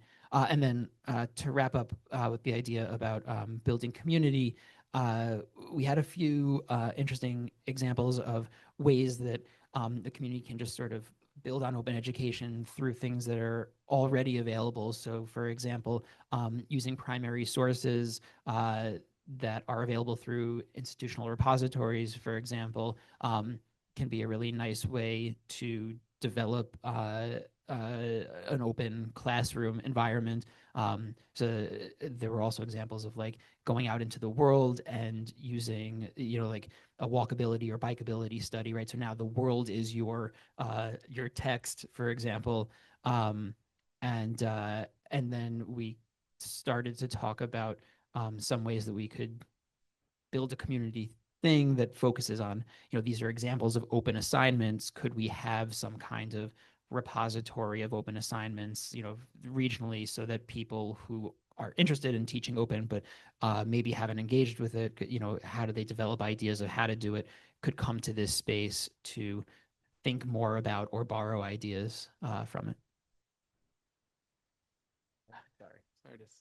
Sorry, I just wanted to mention to your point, one person on our call mentioned charging a very small course fee for any courses that do have open educational resources, and then utilizing those funds to make it more sustainable. So I thought that was smart. So my group's topic was supporting and assessing open access publishing programs. I had people from Moravian, Muhlenberg, Kutztown, and we had the unique privilege of having a financial planner. So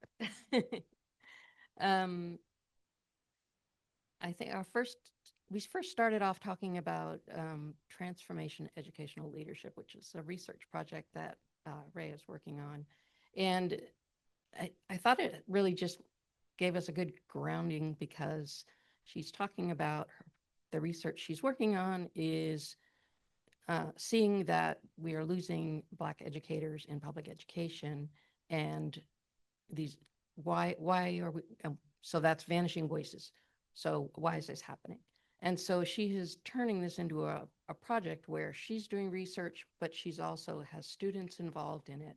And she wants this to be published openly, and it can become a living work. So it is something that will grow and is available for everyone. And so it checks so many boxes on why open knowledge is good in the learning process, in the implementation process, in using the knowledge that is gained, and in inspiring others, and in teaching people how you can lead change. And so I just thought that was a great place for our group to start. And let's see. We also talked about OA potentially being a high trust. We talked about trust in some of our presentations, and making sure that, and that needs to be, and what's the challenge there of making sure you maintain that trust with whatever project you do. Also, the sustainability problem of having OERs and then the grants run out, and then 5 years later, how do you keep them updated? And so thinking about how you can market or assess ongoing the value of what you've done, so that you can justify keeping funds for it, justify new grants, whatever it is that you need. Also recognizing the free work that goes into that, whether you're updating or making it new, and acknowledging that investment that has been made, and then the value of it. Let's see. Also, we talked about how potentially people may push back on open access because of the loss of income from selling the information. But there is a potential, if you have built up that knowledge from creating the thing, that could be potentially channeled into new revenue streams, as in appearance fees, or in other ways of selling what you know, but leaving the root information openly available. Let's see. We talked about the importance of financial literacy and and so that is obviously a a big thing for anybody to develop financial literacy, but for the information that is out there and available in the business world is often paywalled. And so getting information out there that is available so that it can be used by either the financial planner or teaching the clients how to be better managers and how to look for information that they need. That was something that we thought was a challenge and something to be worked on. And also mentioned by Chris and things that are no longer supported.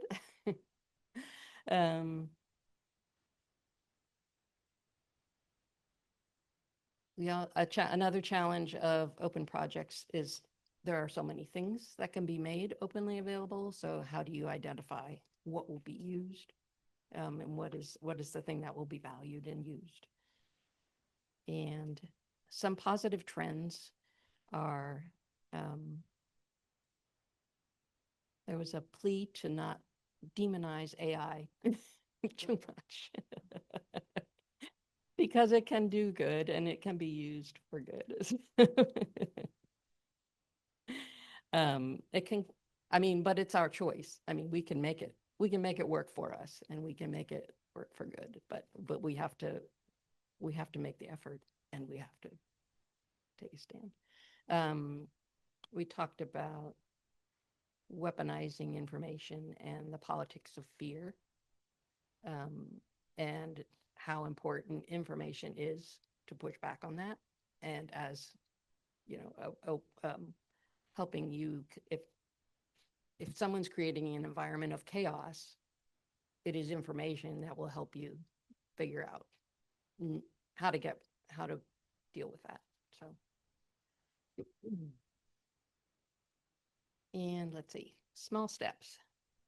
Again, teaching people to not just accept what you hear and make sure that people do think critically, and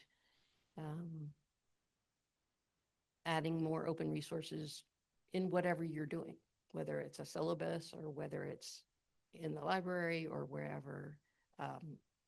And I think bringing attention to what is open. We've heard examples of that.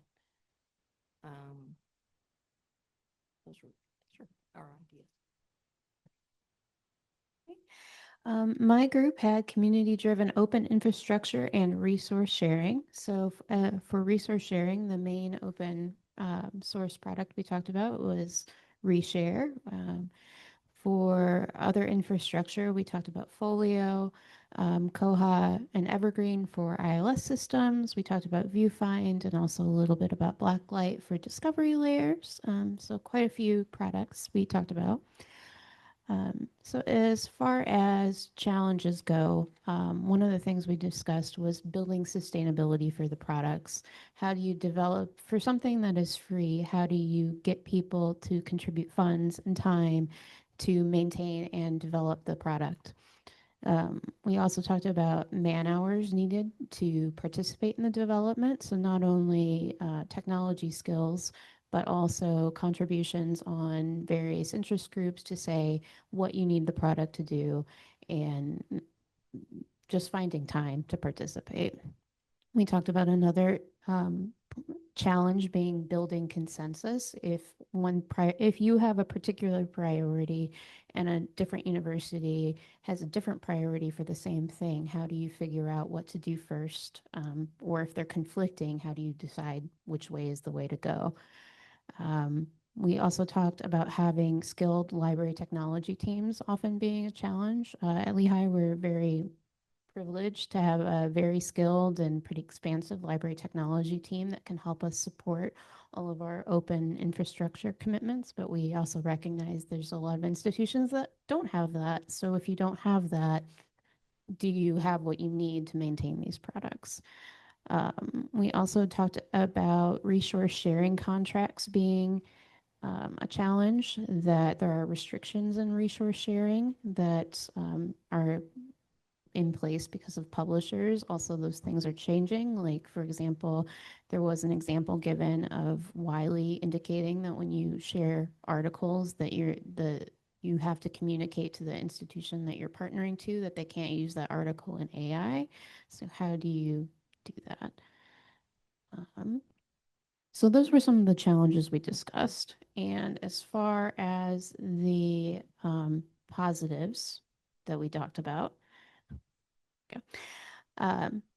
One of the positive things that we all felt about one of the positives was that participating in these open source projects makes you feel empowered, that you can drive the development to meet your needs as quickly as it can come.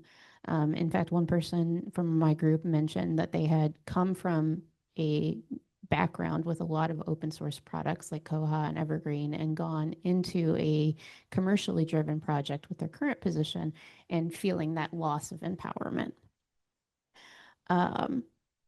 So we also talked about positives of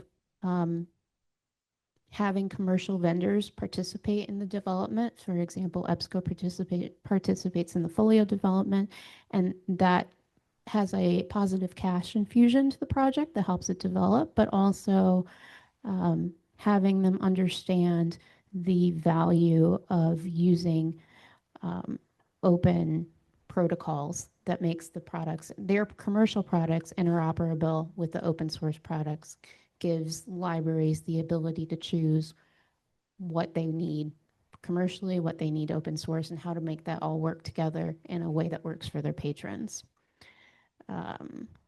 We also discussed that open projects have done a good job at tracking or auditing how open commercial projects are, compliance tracking like Crossref, for example. So those were the positive trends. So for the last question of what the small steps we can take together to address change, I mentioned participation in governance because anyone on Folio has seen me begging on the Folio Slack channels for, dear God, somebody please participate in these governance councils. So we talked about that. We also talked about regional meetings like this where we can come together, discuss the issues that can then be elevated to larger venues. We talked about looking for partners that we can work together on to build development. We talked about working together on communication strategies to communicate progress to our constituents, our stakeholders. We need to be better as a community to communicate wins so that we can get more development, more involvement. We talked about that often as libraries, we want to wait until a project is completed to communicate it. We want to go to the conferences and do a presentation on the great thing we did. But really what we need to do is talk about a project while it's happening so more people can participate, and also sharing challenges. Okay, I'm the last group here. So we talked about building on technology and services for institutional repositories. And I know we're running into lunch, so I'll try to keep my comments quick. We also didn't really answer the questions on a question by question basis, but I tried to do my best to organize everything. So as far as what organizations we're a part of, kind of collaboratively, we mentioned kind of nationally Lyrasis. I think we're a member, other institutions are. Palsy/Palni that offer kind of hosted multi-tenant repository solutions. Other kind of societies, IEEE, that offer guidelines and kind of community feedback, giving us kind of direction for how our repositories and how our digital collection building should happen. Interestingly, the CUNY is a member of New York State, right? They're public, so you're also part of, broader, if you're a public institution, a broader public government, as Northampton Community College would be as well. Different consortia, so consortia ownership, and I believe Boaz mentioned invest in open infrastructure as a kind of consortia group that we participate in, and again, kind of help us develop our policies and collaboration. We hit on a lot of challenges, unsurprisingly, maybe. So kind of the first challenge, talking about things on the web are constantly disappearing, breaking links that are mentioned in scholarly publications, and how we can kind of help fight against that using permalinks, permanent links, or web archiving. Institutional commitments. So it's all well and good to start a project, but either a organization needs to stick with it or be able to transfer that commitment or have money available. And what happens if a institution decides they're no longer interested in participating? How do you kind of keep a project going if it loses its kind of home base there? The challenge of scale. So it's easy to say we collect stuff, we make it available open, but at some point you're going to make so much available open that no one is going to be able to find anything useful. So how do you kind of balance making everything open with having actual useful functional discovery and filtering abilities? Open versus a safety. So also making stuff open is kind of antithetical to locking stuff down and keeping it safe and secure. And there's a lot of IT push to make sure, don't let too many people access all of that. And then, who owns collaborative work? So if 5 different institutions work on something, does one institution own it? Does a consortia own it? Kind of the solutions, the more positives. I would say we talked about a coordinating collection. So does every institution need to collect overlapping material, whether it's physical material, or can we say, we're all located in the Lehigh Valley, maybe Northampton Community College collects certain organization material, we collect certain organizational material to kind of prevent repetition, redundancy, and really make our resources go the furthest. Involving all of the staff with governance, as Vanessa had said, that at every level, if there's a digital tool, the users of those tools should be involved in governance. The developers of those tools should be involved in governance. The administrators who are kind of managing that should also be involved in governance.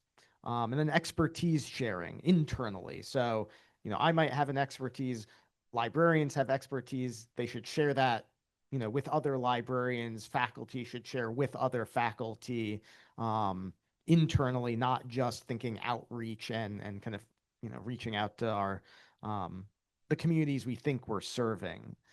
And then we also started with an interesting discussion of kind of weather data and how you can use certain types of data as really reliable sources of truth that you can then connect with, say, geographical data to really understand what motivates people, how people are using the data that they have available to them, and how they're actually interpreting that, going from kind of solid truth to interpretive truth, what they think is true versus what the data actually says.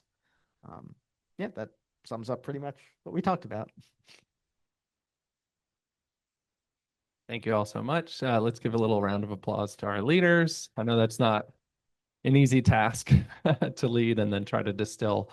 So right now we're going to break for lunch, and I think we're going to come back at 1:05. So let's get re-energized, continue the discussion.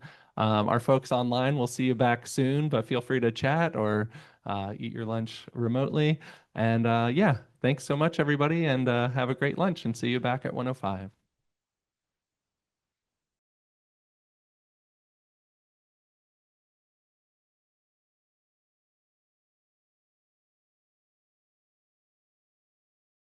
Welcome back, everyone. Hope you're feeling a little refreshed. Again, my name is Ben Jarry of Lafayette College. We've got our panel session now. Our theme today, as you may remember, is the politics of open. There are so many different, as we've experienced already, open practices and so many different ways to support them. So I'm really delighted today to be joined by open practitioners across a variety of open movements. So thank you all for joining us.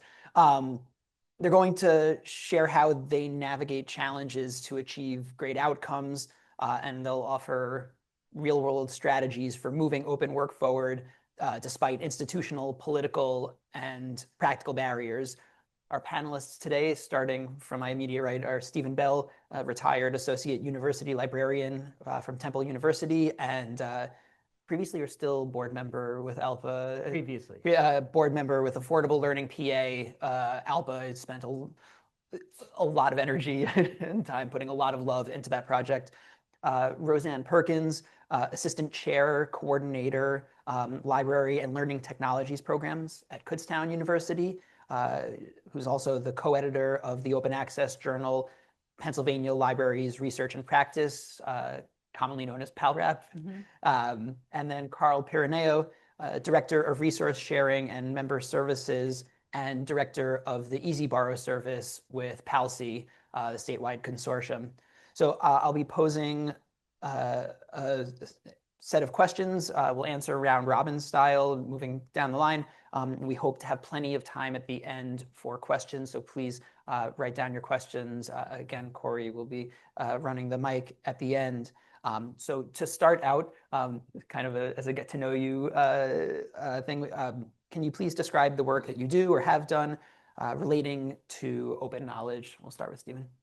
Okay, thanks for inviting me to be here today. It's a real honor and my first opportunity to get back into a conference room with colleagues.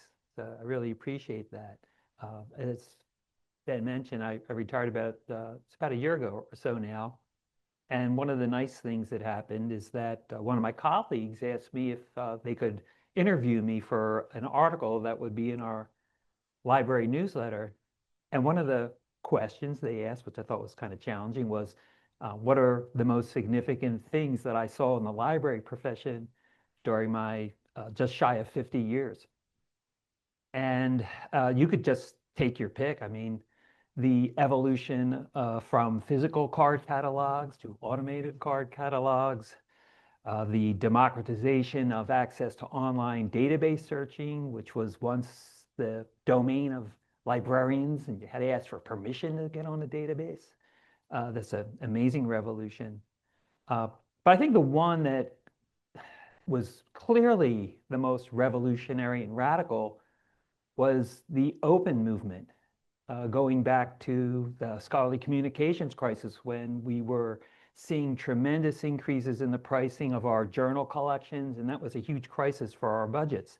And the reason it seems to me to be the most radical is that, these other things, if you want to update your catalog, or you want to say, hey, we're going to use our money to buy 75% electronic resources instead of print books, those are really more decisions in our domain that we have control over, even though we know we're going to get pushback from segments of our community.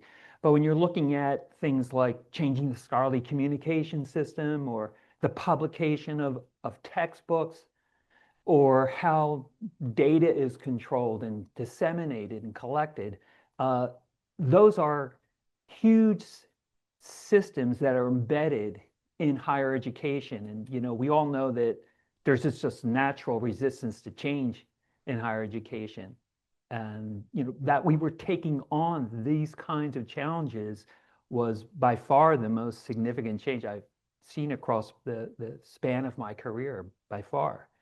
I went to Temple in 2007, and one of my initial job responsibilities was to be the scholarly communications person. I wouldn't say I was a scholarly communications librarian, because it was like 5% of my job.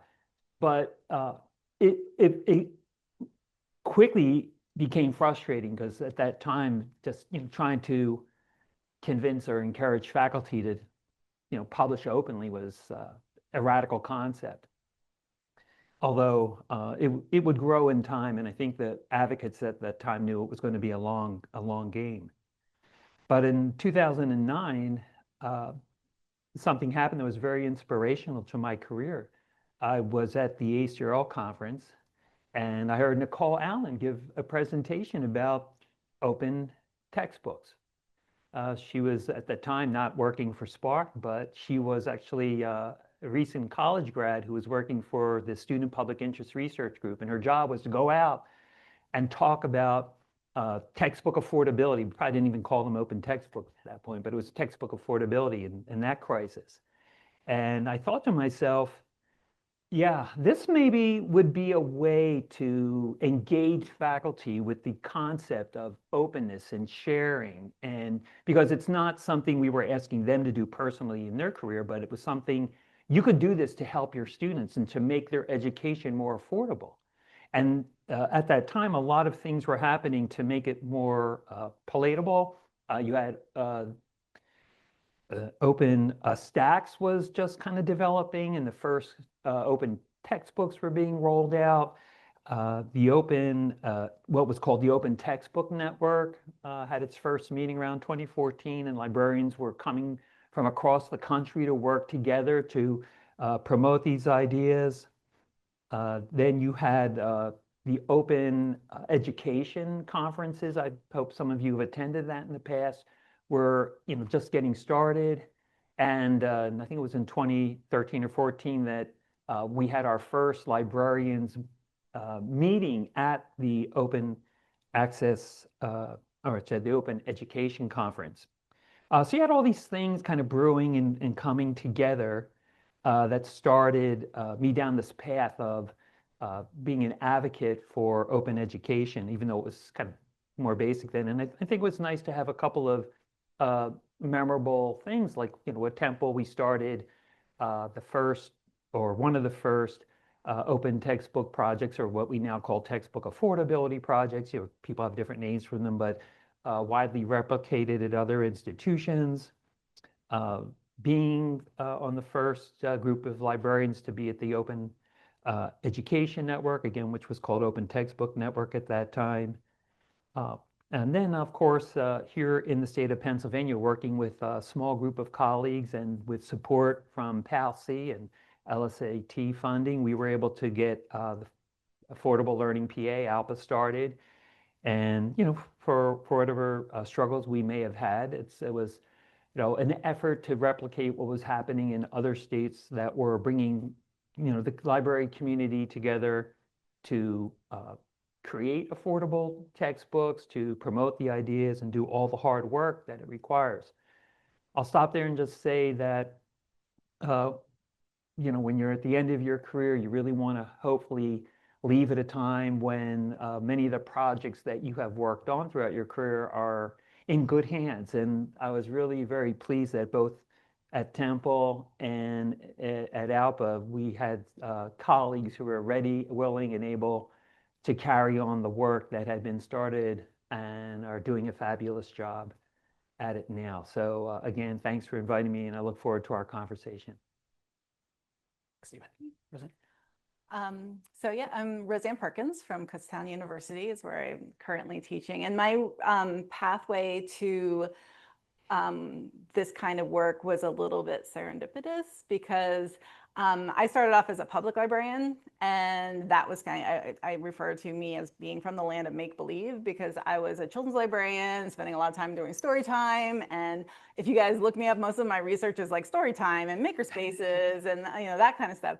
And so that's really been my focus. But when I started working as faculty at Kutztown University, I wanted to make contributions to the field. And of course, anything that was sort of open knowledge, open access speaks to my public librarian heart, right? Where we want people to have as much access to as many things as possible for as little or low or no cost as possible, right? We want to break down those barriers and have that democratizing force. It's so key to, the public library ethos. So when they were looking for new editors for PALRAP, Pennsylvania Libraries Research and Practice. How many of you have published in there or worked for Power Up at all? Nobody in here? Okay, we're going to be.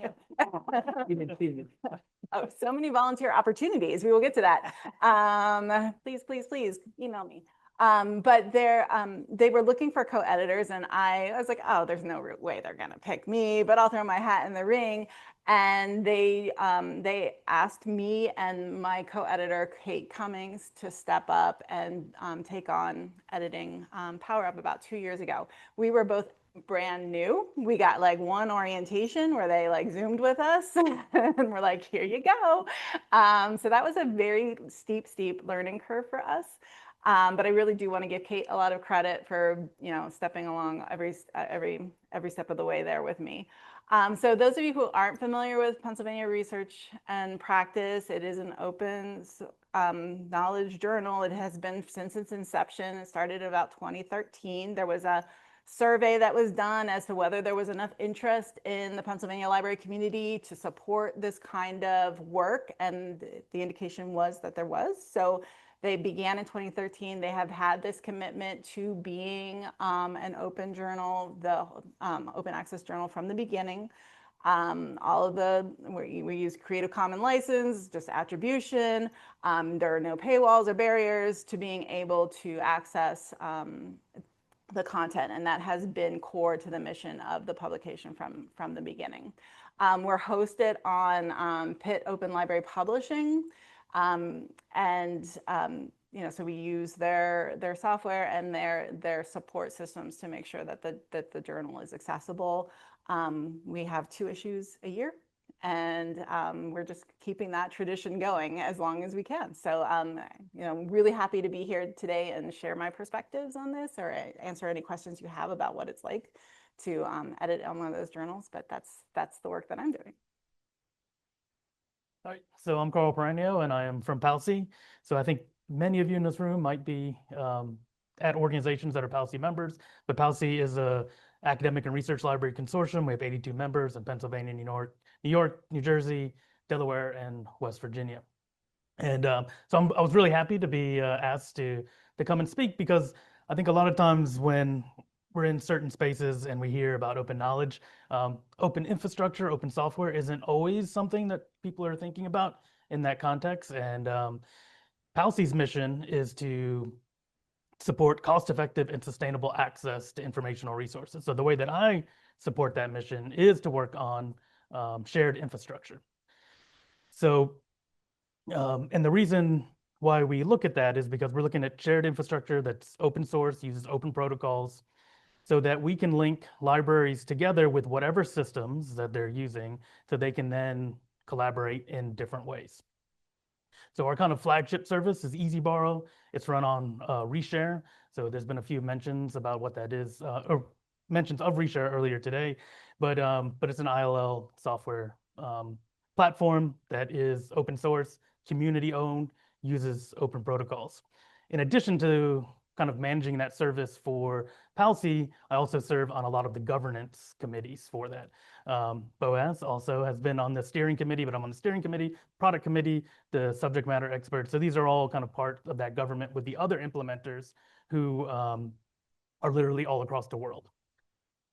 Additionally, I am on the Haiku for Consortia project team, and that is a specific project between PALCI and another academic consortium in Indiana called PALNI for an institutional repository. And it's built on the Samvera software stack. And Samvera is kind of another community of kind of librarians and software developers that work on institutional repository software. There's a couple different products that they have.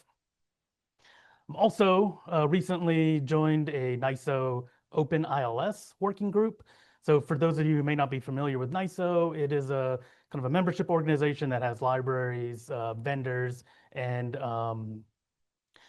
publishers kind of together in one space to kind of work on different standards, open standards, things like that in those communities. And that Open ILS working group is tasked with developing a recommended practice for visibility, clarity, and conformity to open interoperability in integrated library systems. So the reason why PALCI is so interested in these kind of open infrastructure as well as interoperability is because we think this gives libraries the greatest agency and the greatest opportunity to collaborate with others. So we devote a lot of time in these communities building software that we hope that all of our libraries can use and benefit from and collaborate to go back to support our mission. Thank you all. I think so. As like a jump into our next question, we didn't ask you to do this, but in your introductions, each one of you name checked someone or some group that inspired you or has worked alongside of you. And so love for you to tell us all, and Roseanne, we'll start with you. What kinds of relationship building are necessary to support the work that you do in open? Sure. So, so our journal is supported by one of our professional organizations, the Pennsylvania Library Association, and then more specifically under that, the College and Research Division. So our professional network is obviously really important to keeping that support going. And either Kate or I serve as a liaison on the College and Research Division board so that we have conversations with those folks, you know, monthly when they're meeting. And we put out calls on their blogs and through the other PALA channels to get support and interest in the publication. So having a really strong relationship, obviously, with Pennsylvania Library Association, and then, of course, the College and Research Division specifically is really important. Beyond that, yeah, everything that we do other than what is handled at the very end by Pitt is done by our volunteers, right? So every article has at least 2 peer reviewers on it. We have copy editors, we have layout editors, and Kate and I are very, very motivated to have a good pool of those folks, because guess what? If we don't, Kate and I have to do it all, right? To get the thing out in time.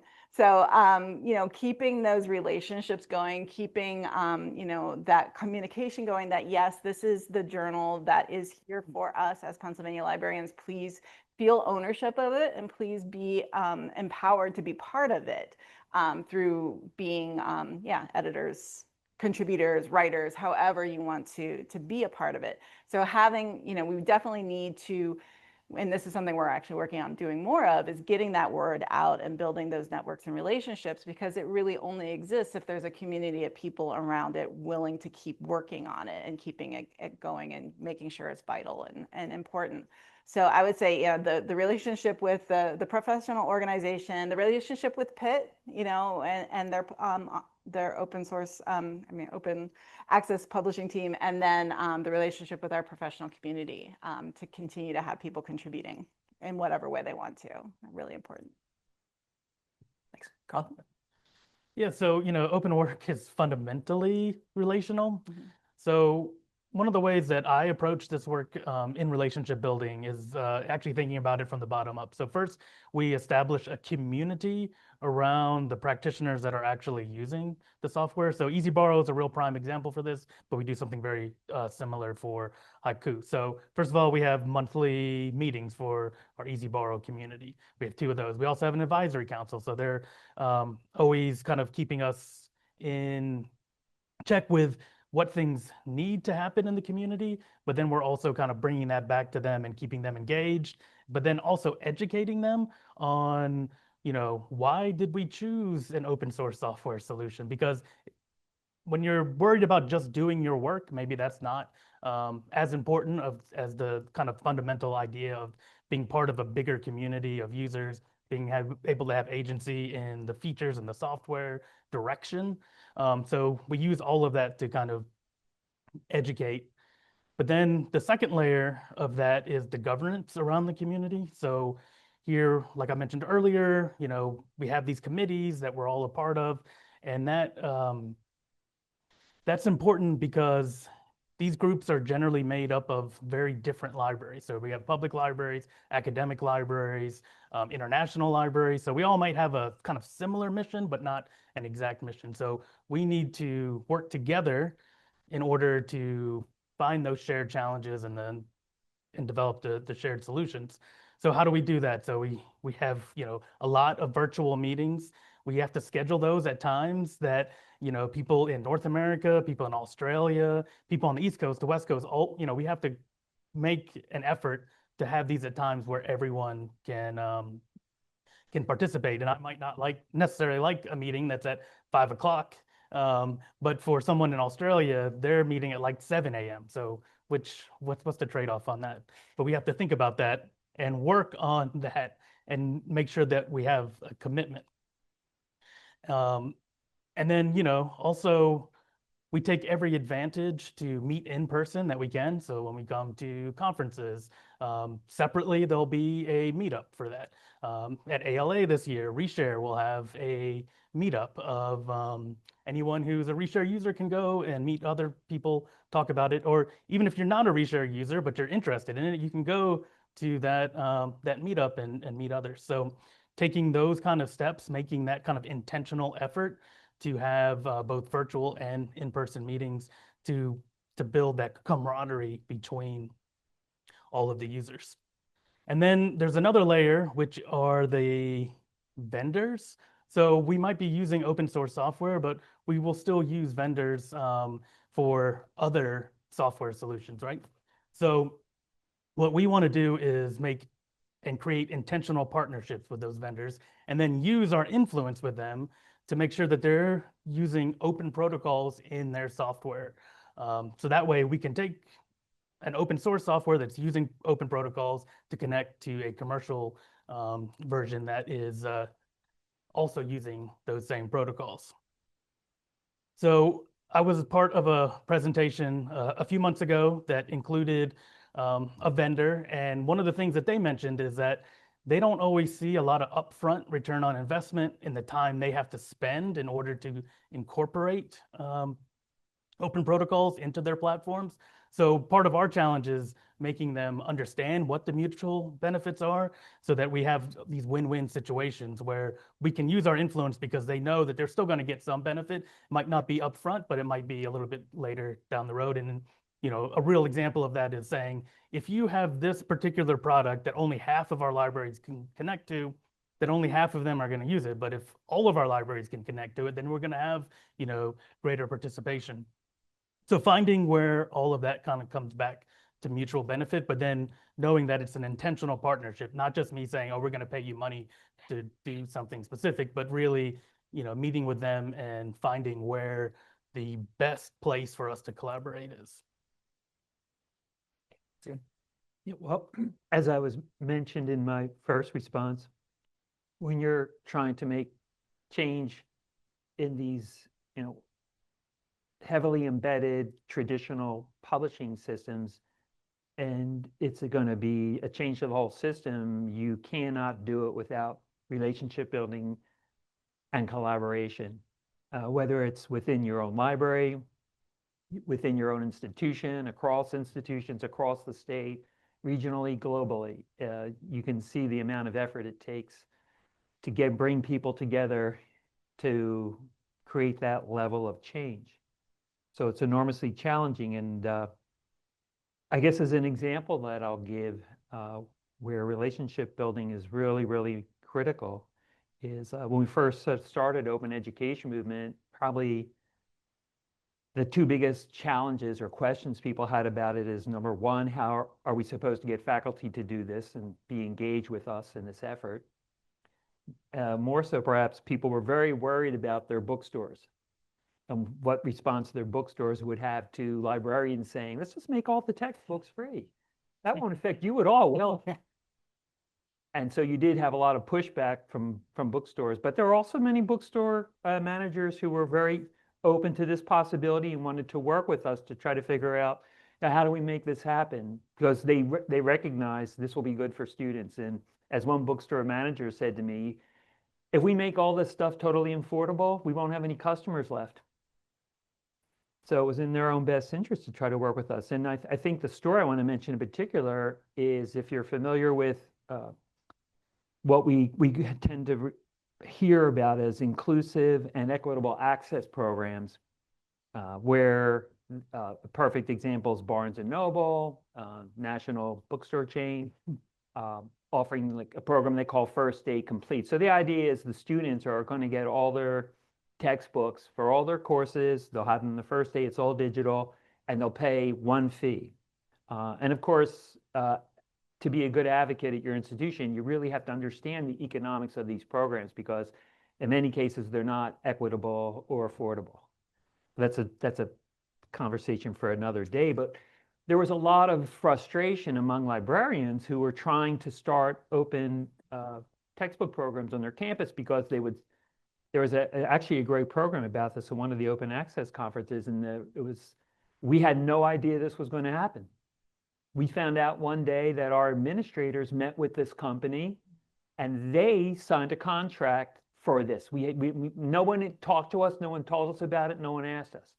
And so the big question was, how do we prevent this from happening?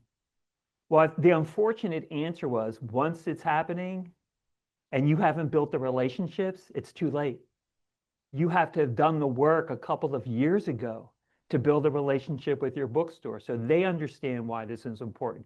Or administrators who will understand the economics, so that when a bookstore person comes in and says, this is going to save your students $1 million,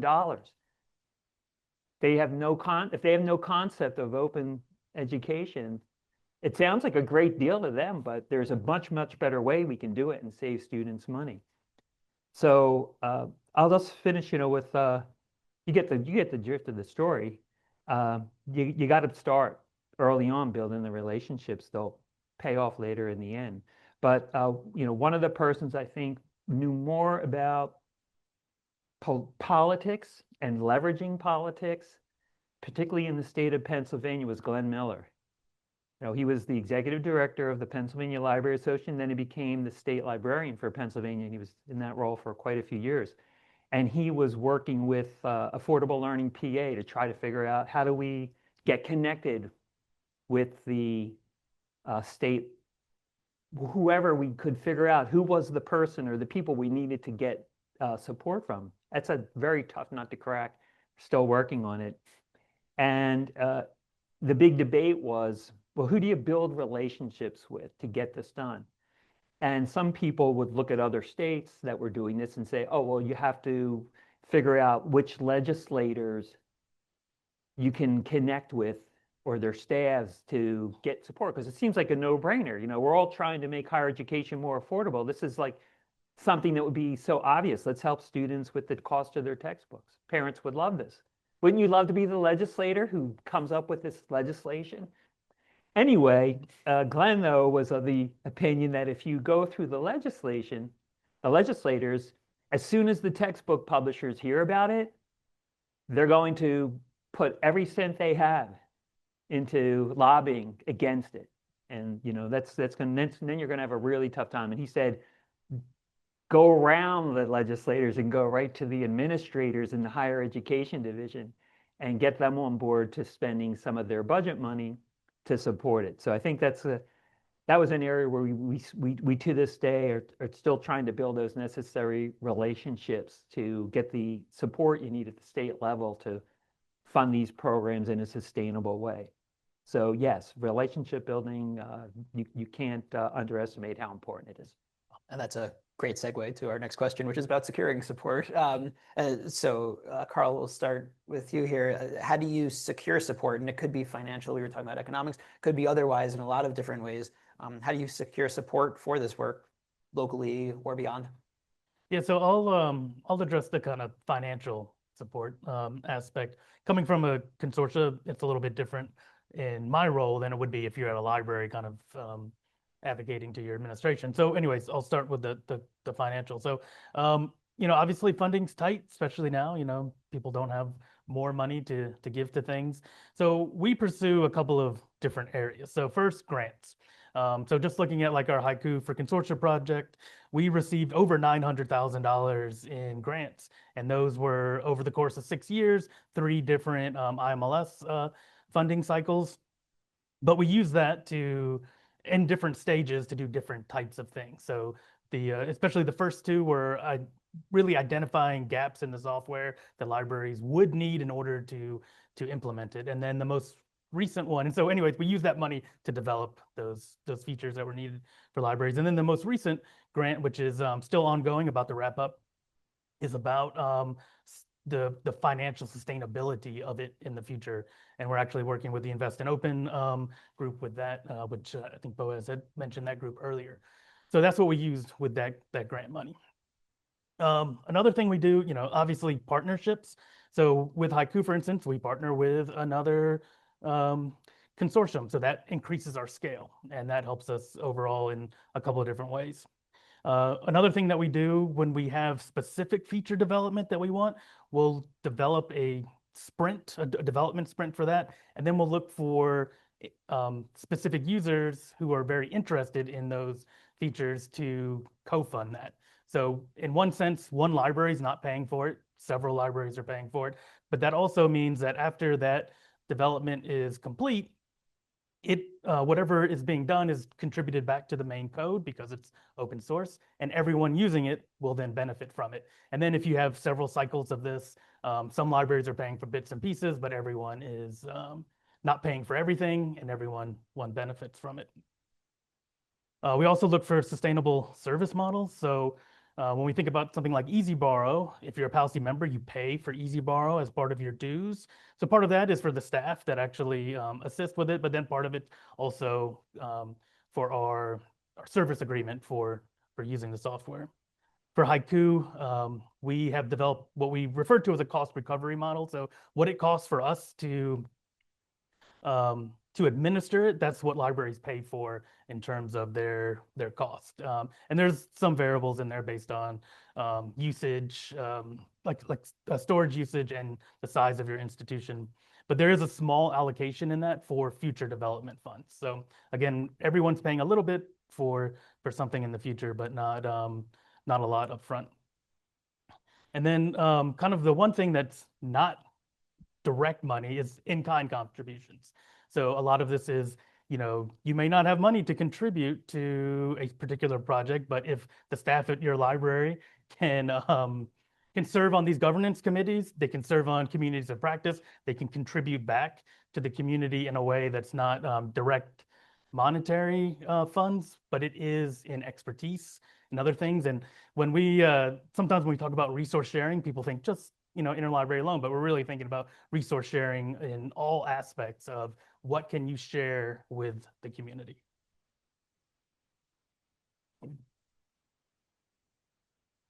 Well, to my way of thinking, the way that you get support for whatever it is you're trying to do at your institution is to show results, show that you're making an impact.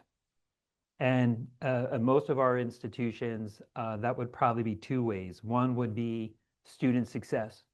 That might be retention rates, academic performance, it might be grades, or graduation rates, those kinds of things.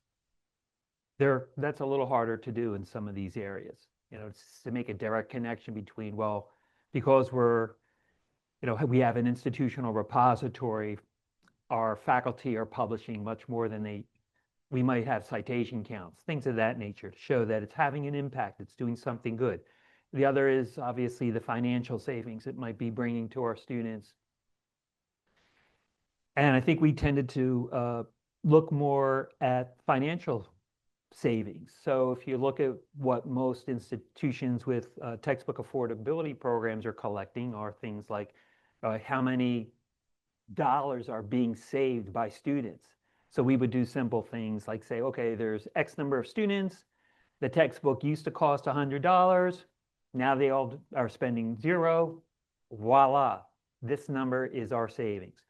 And there were efforts nationally. Spark at one time had a very snazzy form that they would encourage their members to fill out to show the savings so that they could aggregate it and show. I mean, at one point, Spark was saying something like, we were saving students $1 billion in aggregate in the first 5 years, and then they would continue to show additional savings. And why would they want to do that? So they could take it to the Congress people and say, look how much money this is saving. And eventually, over time, a piece of legislation was passed, the Textbook Act, that was giving pretty significant grants for textbook affordability projects. So And yeah, Open Education Network did the same thing. You know, they had a nice little, if you were a member, they had they still have like a form you fill out. Like when you do a workshop and faculty come, you put in the number that came, and then you track those faculty and did they adopt an open textbook? How much did it save? You know, so that we could aggregate, in aggregate, show how much money these things were saving. So, you know, for I think these kinds of movements, or even, you know, open publishing, open scholarship, you know, to show that what are the metrics that show we're having success. That would need to be the way to secure support financially or otherwise. And you know, but again, relationship building goes hand in hand with that, so that you are, I would say, to people who ask, how do you make this work? I would say, is your dean supporting it? Is it a priority for them? Are they able to convince other administrators that this is a high priority? Because if you can't do that, it's not likely you'll get the support you need, whether it's financial or even just take the time to do the work that needs to be done. Sure. So again, we're fortunate that our journal is supported by the professional organization. So there really isn't a lot of costs that we need to worry about, other than, actually it went up this year. It was $1,000 for years and years and years. They just upped it to $1,500. And that is what we pay to Pitt to host, and, you know, for somebody on their end to make sure everything's okay, and to make sure it's, you know, available to people who want to log on and see it. But that's really the only cost, other than, you know, the time and effort of all the folks who work on the journal as writers and editors and all that. So it does tie back then to that relationship piece again, right? Making sure that our professional organization continues to see value in the publication, continues to see value in contributing to open knowledge, so that they continue to help us with that fee, right? So that feels like a small price to pay in order to have this opportunity for the librarians in our community to contribute to that research and practice sharing. So that's, you know, we don't have a lot of money that we're putting into it, so it's much more tied to those questions about advocacy or relationship building. So thank you. I wonder if you all would be okay. We have a fourth question, but I'd kind of like with time, let's open it up to questions. If we need to seed one in, we can do that, but with your permission, yeah. So I'd like to now turn it over, questions to the audience that you might have for the panel, for a specific person. Again, for remote attendees, please use the chat on Zoom, and Phil can get your questions out to us. What questions are there from the audience?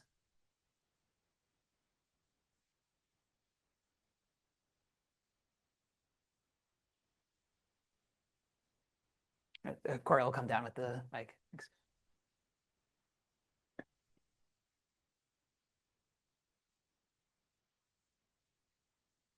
This is for Roseanne. This is less about open and more about journal volunteering.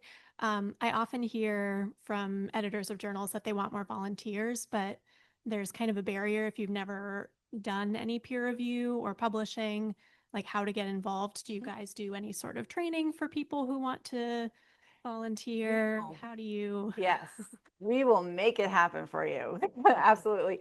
Actually, the Pitt folks do put together an orientation for people who are going to do like the layout editing or the copy editing as to how to use the system. But Kate and I will be more than happy to talk you through any questions that you have if anybody's interested in volunteering. It's a great, I think, it's a great journal to start on if you're interested in doing it, like a stepping stone, because it is a smaller journal, and you know, to get the experience of peer reviewing or copy editing or doing layout or whatever you're interested in doing, and then you can take that experience to, you know, anywhere else you want to go. But yes, if you're interested, we will make sure you know how to do it. I think if I could just like expand that in general, thinking about it, you know, it strikes me, I think there are some library programs, but not a ton that have full courses in open access or open infrastructure. And so I think part of the work for all of us, thinking about securing support, or you were talking about like people coming in, is passing on that knowledge, right? So you have formal training for your the people that are coming on to support the journal, but I think for all of us, anyone who's coming in and is interested in the work, there are formal and informal ways to kind of spread knowledge. That's a really insightful question.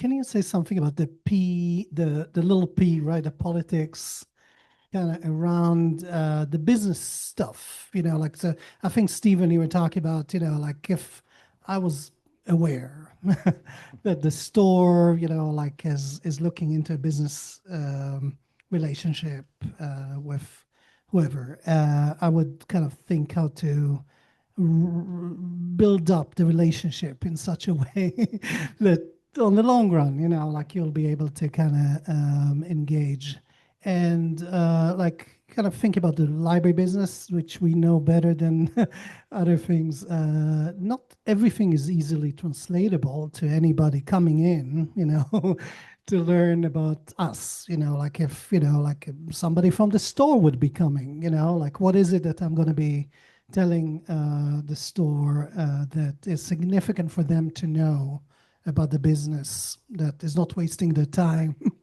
and all those good things. So do you have like, and I guess it's not just for Stephen, but just kind of like beyond the P, like, okay, relationship, like what is the scaffold that we need in order to kind of get to a deeper relationship than, like here is, like a business venture that we're going to be doing together.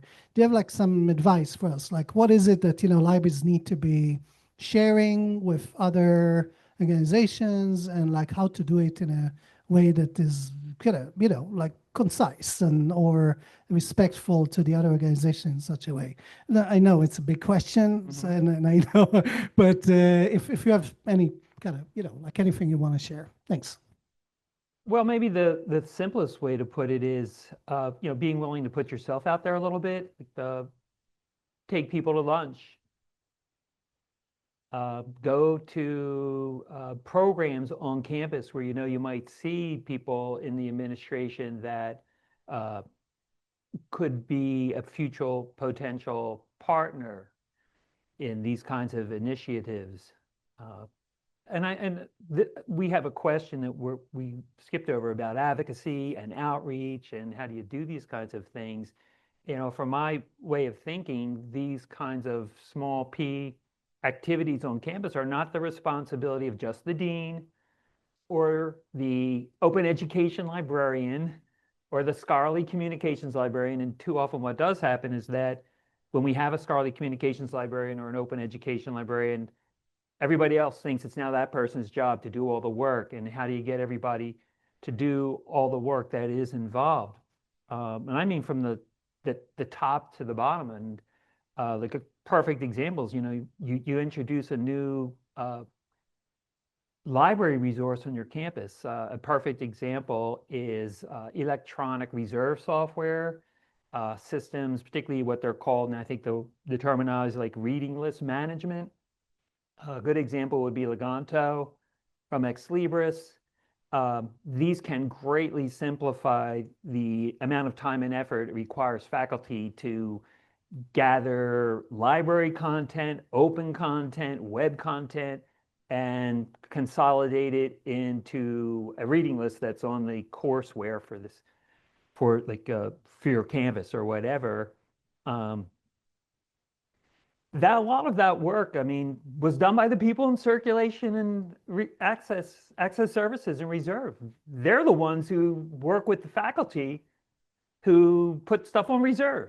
So we asked them to become our experts and do the training and instruction. And when faculty said, "Oh, I want to put stuff on reserve," it's like, okay, let me show you how this is done.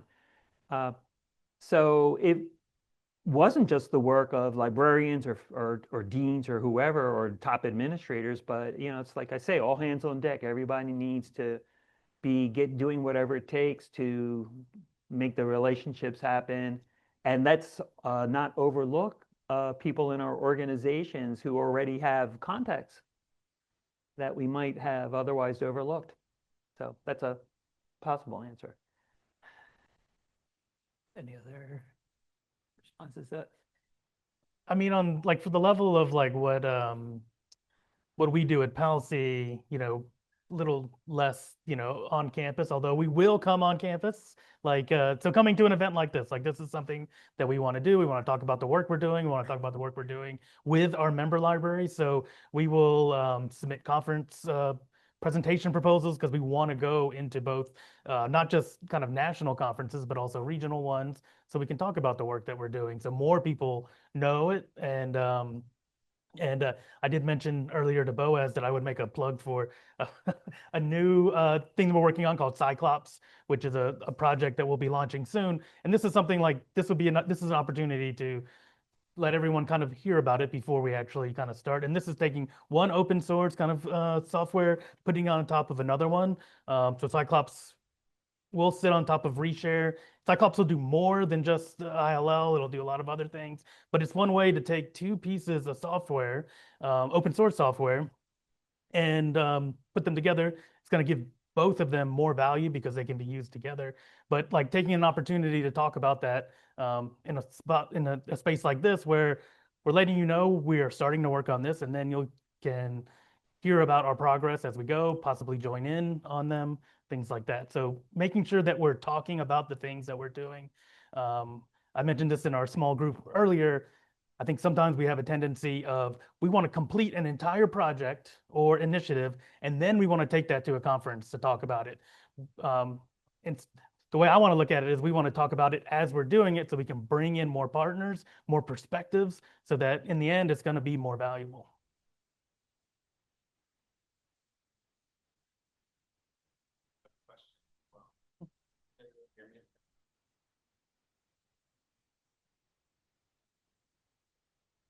About now. Is that better? Yeah. Each of you seem to have like a joy about what you do and an excitement about it. So how do you keep that going for yourself? And then how do you share that with people, and how do you get them excited? So Carl, with Palsy, there seems to be such an energy on your relatively small team, and you're kind of very high performing because of that. Roseanne, it sounds like you and your co-editor, expend a lot of energy, but you still have a joy when you're talking about it.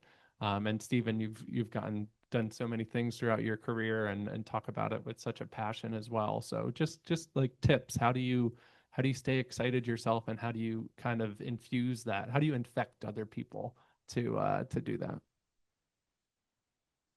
I think Kate and I try to keep a really good sense of humor about stuff. So, and I think we try to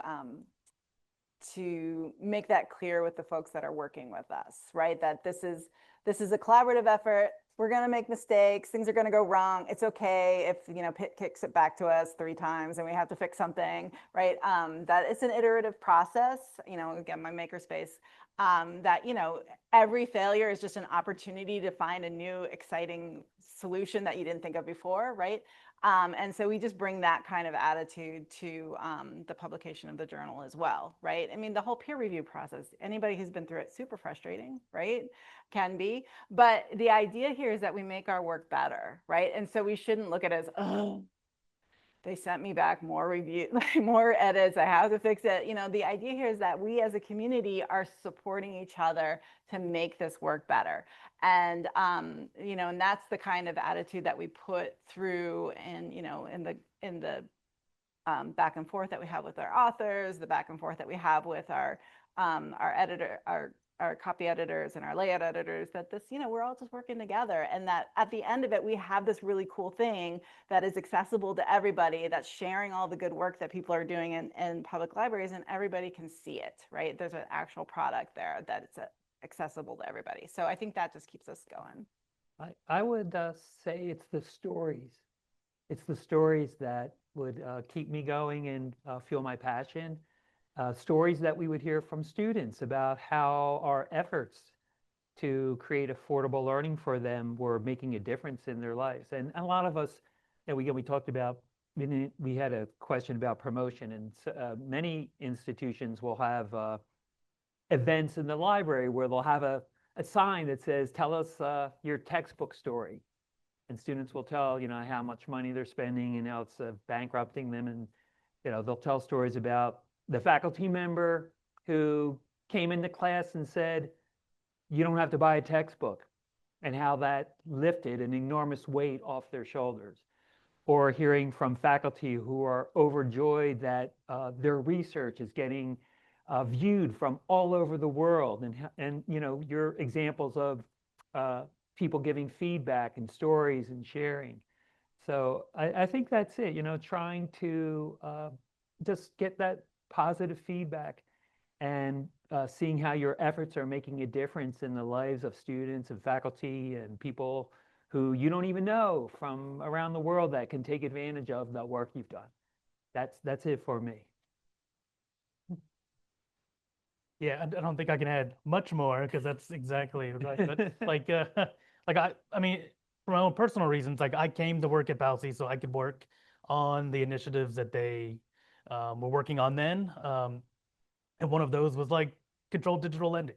And controlled digital lending isn't, sometimes we don't even want to say that phrase, right? Because it has a lot of connotation. So that is one example of something that maybe we're not like concentrating on CDL in the way that maybe we had envisioned it, but instead, what did we learn from that? And what can we apply to our new versions of digital lending, which we're working on a big initiative now. Vanessa is part of that, where it's like, well, now let's talk about what we learned from that, apply it to lending ebooks, which is a whole nother problem through ILL, being able to share an ebook, but just learning from everything we've done in the past and keeping it moving forward, I think is important because it can be very easy to be defeatist, right? Something happens, we can all have a bad attitude about that, but that's not the way that I want to look at it. And that's not the way that we should, as an organization, that we think about this. Instead, it's what can we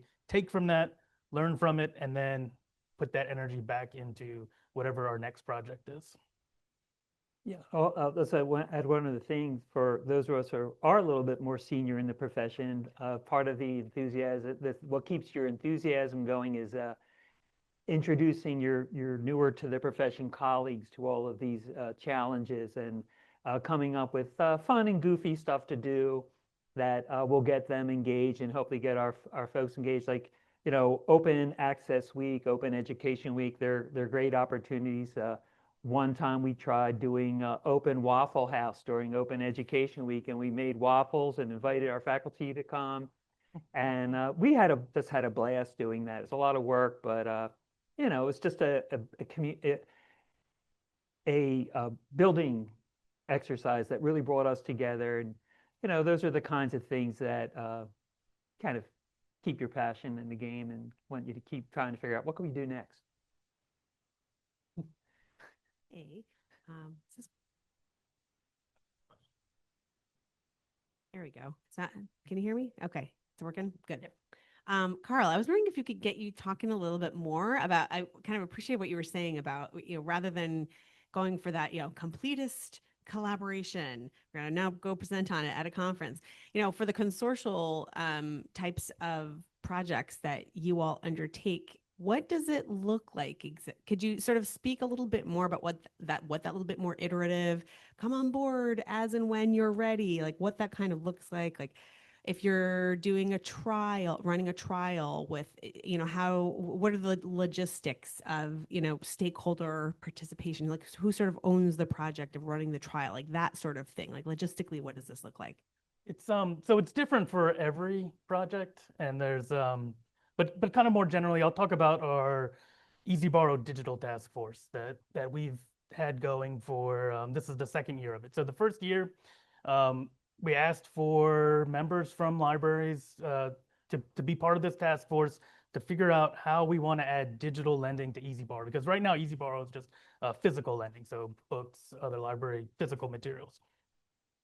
So that group spent some time kind of defining what we wanted. So these are people from all areas of libraries too, collections, access services, ILL. So we try to bring in people, all those different perspectives. Then with this particular task force, the first thing we developed is what we call our digital sharing strategy, which outlined a bunch of different things. And one of the things we decided to focus on with that strategy is ebook lending, because that is what we thought was most important right now, is libraries need to be able to share ebooks. So in that, we listed out all sorts of different things: commitment to open standards, vendor neutral software, publishing rights, or actually licensing rights with publishers or aggregators that allow ebook ILL, things like that. So that entire group worked for many months, developed that, and then we published it, or actually sent it out. We didn't really publish it, but we released it in October. But from that, we also listed a bunch of gaps in where we needed to be to kind of realize that strategy. So then that came to our next groups that we have running now, where we broke up into two separate working groups, where one is working on model licensing terms and kind of legal frameworks with copyright and other things related to ebooks. And another is working on kind of a user experience in terms of how a patron would find an ebook and request it, but also how staff would be able to fill those requests. So those two working groups are concluding now. We did a presentation at our annual meeting about kind of the progress that we're at. Now the next step is, now we're submitting the work that we've done to several kind of national conferences so that we can talk about this work. But we haven't actually developed a service from this. This is all the kind of background of that, right? What are all these things that we need in place in order to then turn this into a service? So, we start with trying to figure out what the problem is, figuring out one area or the areas that we need to address. Now we're going to talk about it in kind of larger venues. And then kind of also along with that, we're going to work on figuring out what libraries want to be a part of that so that we can develop a pilot program along with it. So that's one example. It's a lot of steps. It's taken a lot of time, both in staff time, but also just like calendar wise, right? So nothing happens quickly, and each project kind of evolves in its own way. The other one, Cyclops, that we are going to kick off a new project called Project Lighthouse. That came out of the CCLP project, which was an IMLS grant between NISO, Lehigh, PALCI, and maybe someone else. But that's the Collaborative Collections Lifecycle Project. So that was a whole grant that was run with all these different stakeholders. That's it. Concluded, and now Cyclops is one of the outcomes. So now we're going to kick off this other pilot from that with Cyclops to so that's going to be a pilot program, and then we'll see what goes from there, right? So what do we learn from that pilot program? Can it be more widely adapted to the consortium? I think Cyclops is also going to be adaptable for others, not just within PALCI. That's going to be, it'll be made available for, because it's open source, anyone can pick that up. But yeah, so it's all these different ways. So one project, IMLS grant, and then kind of going towards the pilot. But everything that we do is in conjunction with our member libraries. So we're not going to work on something that has no value to our member libraries. So that limits what we do, which is good because we want to do everything, and we know that we can't. And then that's another kind of factor that goes in, because our libraries also want us to do everything, and we can't always take on that. So we need to take on the things that we have expertise in, we have time for, and that will benefit the most of our membership.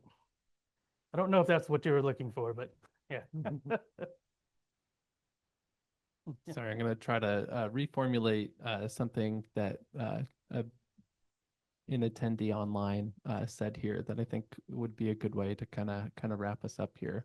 But this person brought about some of the challenges around sustainability, around how different institutions might be better resourced than others or have resources available in different areas. So just quickly, if any of you have thoughts about how to bring more people into the process, you know, Stephen, you talked about bringing in earlier career librarians in. Sure.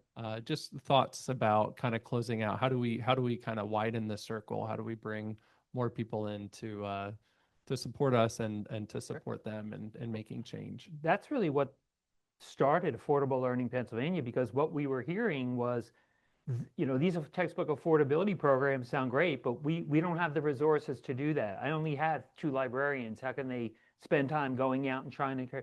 So it was like, okay, we hear you. Let's marshal our resources and we started doing training. You know, we had people that could go out and do a workshop at your institution, or meet with faculty, or I have a faculty member in biology who can talk to your science faculty and tell them why they're going with open textbooks. So that was kind of, you know, what Palsy had been doing all these years, resource sharing. Let's share what we have, but do it in a systematic way so that those who are not as well resourced can take advantage of those who are better resourced and have solutions, ideas that they've already implemented that we can help you do at your institution. But again, takes volunteers, time, effort, institutional support. It's just a project that you just have to keep working at over the long run. So I'll say, just as an example for Reshare, for instance, in several of our committees, they're open to anyone. You don't have to necessarily be a Reshare user. You don't necessarily have to be a Reshare member. But if you want to contribute your time, then you can come and be with this other group of colleagues and help us with this software. And, you know, as an individual, you may gain some professional development from that, professional connections, but we're not limiting it. So, you know, certain commercial vendors, they might have, you know, these different committees that people, but they're limited only to those that subscribe to their services, where with Reshare, we're trying to open that up. Not all of the committees are like that, but some of them are. So. Yeah, and certainly with policy too. I mean, if you're interested in research, publishing, any of those kinds of fields, you know, it's a great way to get a local network going, you know, and dip your toes into doing some open knowledge creation from whatever direction you want to go in, from, you know, again, that kind of local, regional, you know, Pennsylvania-based location, you know, and then hopefully you get a taste for it, and then you can go out and do it in other places too. All right. Well, thank you all so much. Please help me thanking our panelists.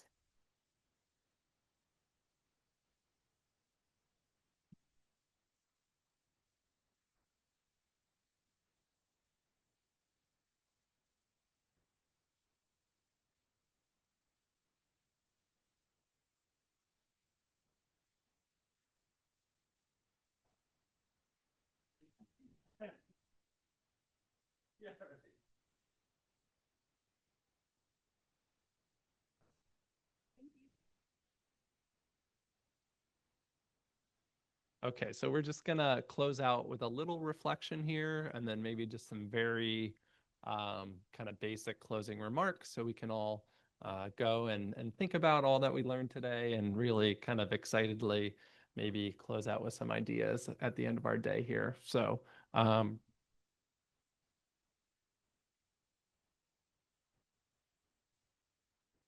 we're just going to do a brief, I know this is very like information literacy librarian, instruction librarian of me, but we're going to do a 3-2-1 exercise. So we're going to take 5 minutes. Let's see how we're doing. 5 minutes to come up with 3 things you learned, 2 things you still have questions about or would like to take action on, and 1 way you could imagine collaborating or building community around open knowledge. At the end of that 5, we'll ask all of you to pair up into groups of 2 or 3.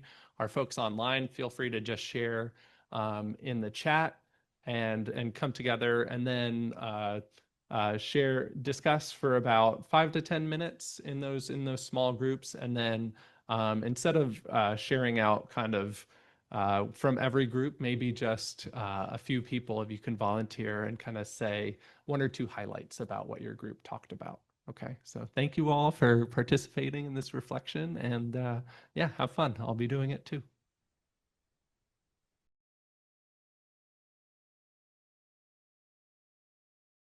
I hate quieting down conversation here, but just in closing, if anyone, maybe 1 or 2 groups, if you just want to share something very briefly, I'll walk up to you and hand you a mic, and just something maybe on the last question, just a way you could imagine collaborating or building community together.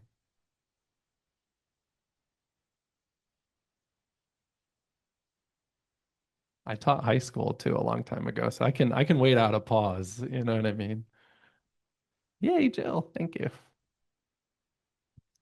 Right. So I live and work in New York, but I also kind of split my time between there and Nazareth because my parents are in Nazareth. They're getting older, so I was spending more and more time in Nazareth.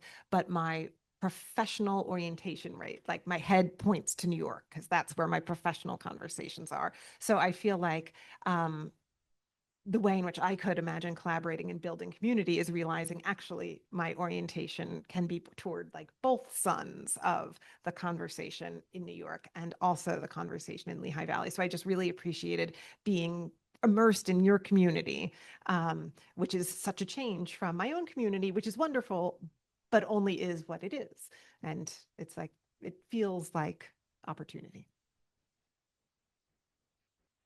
Cool. And I'll be taking you up on that. Anyone else, another group, like to share something that came out of it?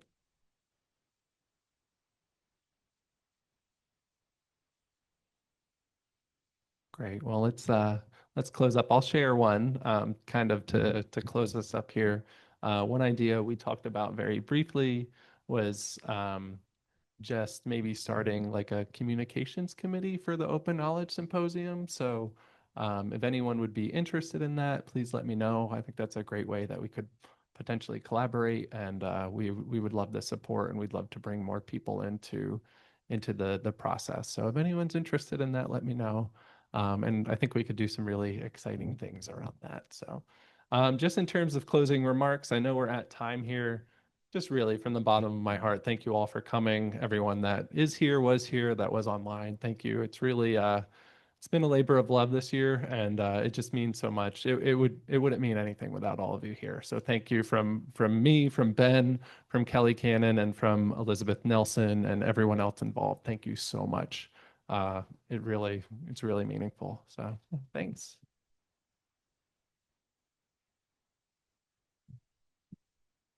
Okay, and kind of closing out, if you have anything you'd like to contact us about, specifically me and Ben right now, please shoot us an email. We're completely open to any feedback or information or thoughts, ideas, anything.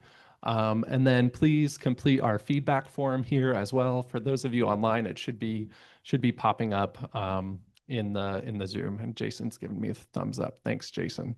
I guess the other thing to close out with is look for information for next year. We're going to be trying to do this every year, and we'll probably get together and start coming up with a date soon. So just be on the lookout for information, and please join us next year if you're able to, and please spread the word to anyone that you think might be interested. I think we had a financial planner here today, spread the word broadly. It seems like a lot of people can get something out of this, and we don't want to limit our imagination in terms of who we want to invite. So yeah, thank you so much. Please spread the word, and I hope you all had a great time. I know I did, and we'll see you again next year, I hope. Thanks.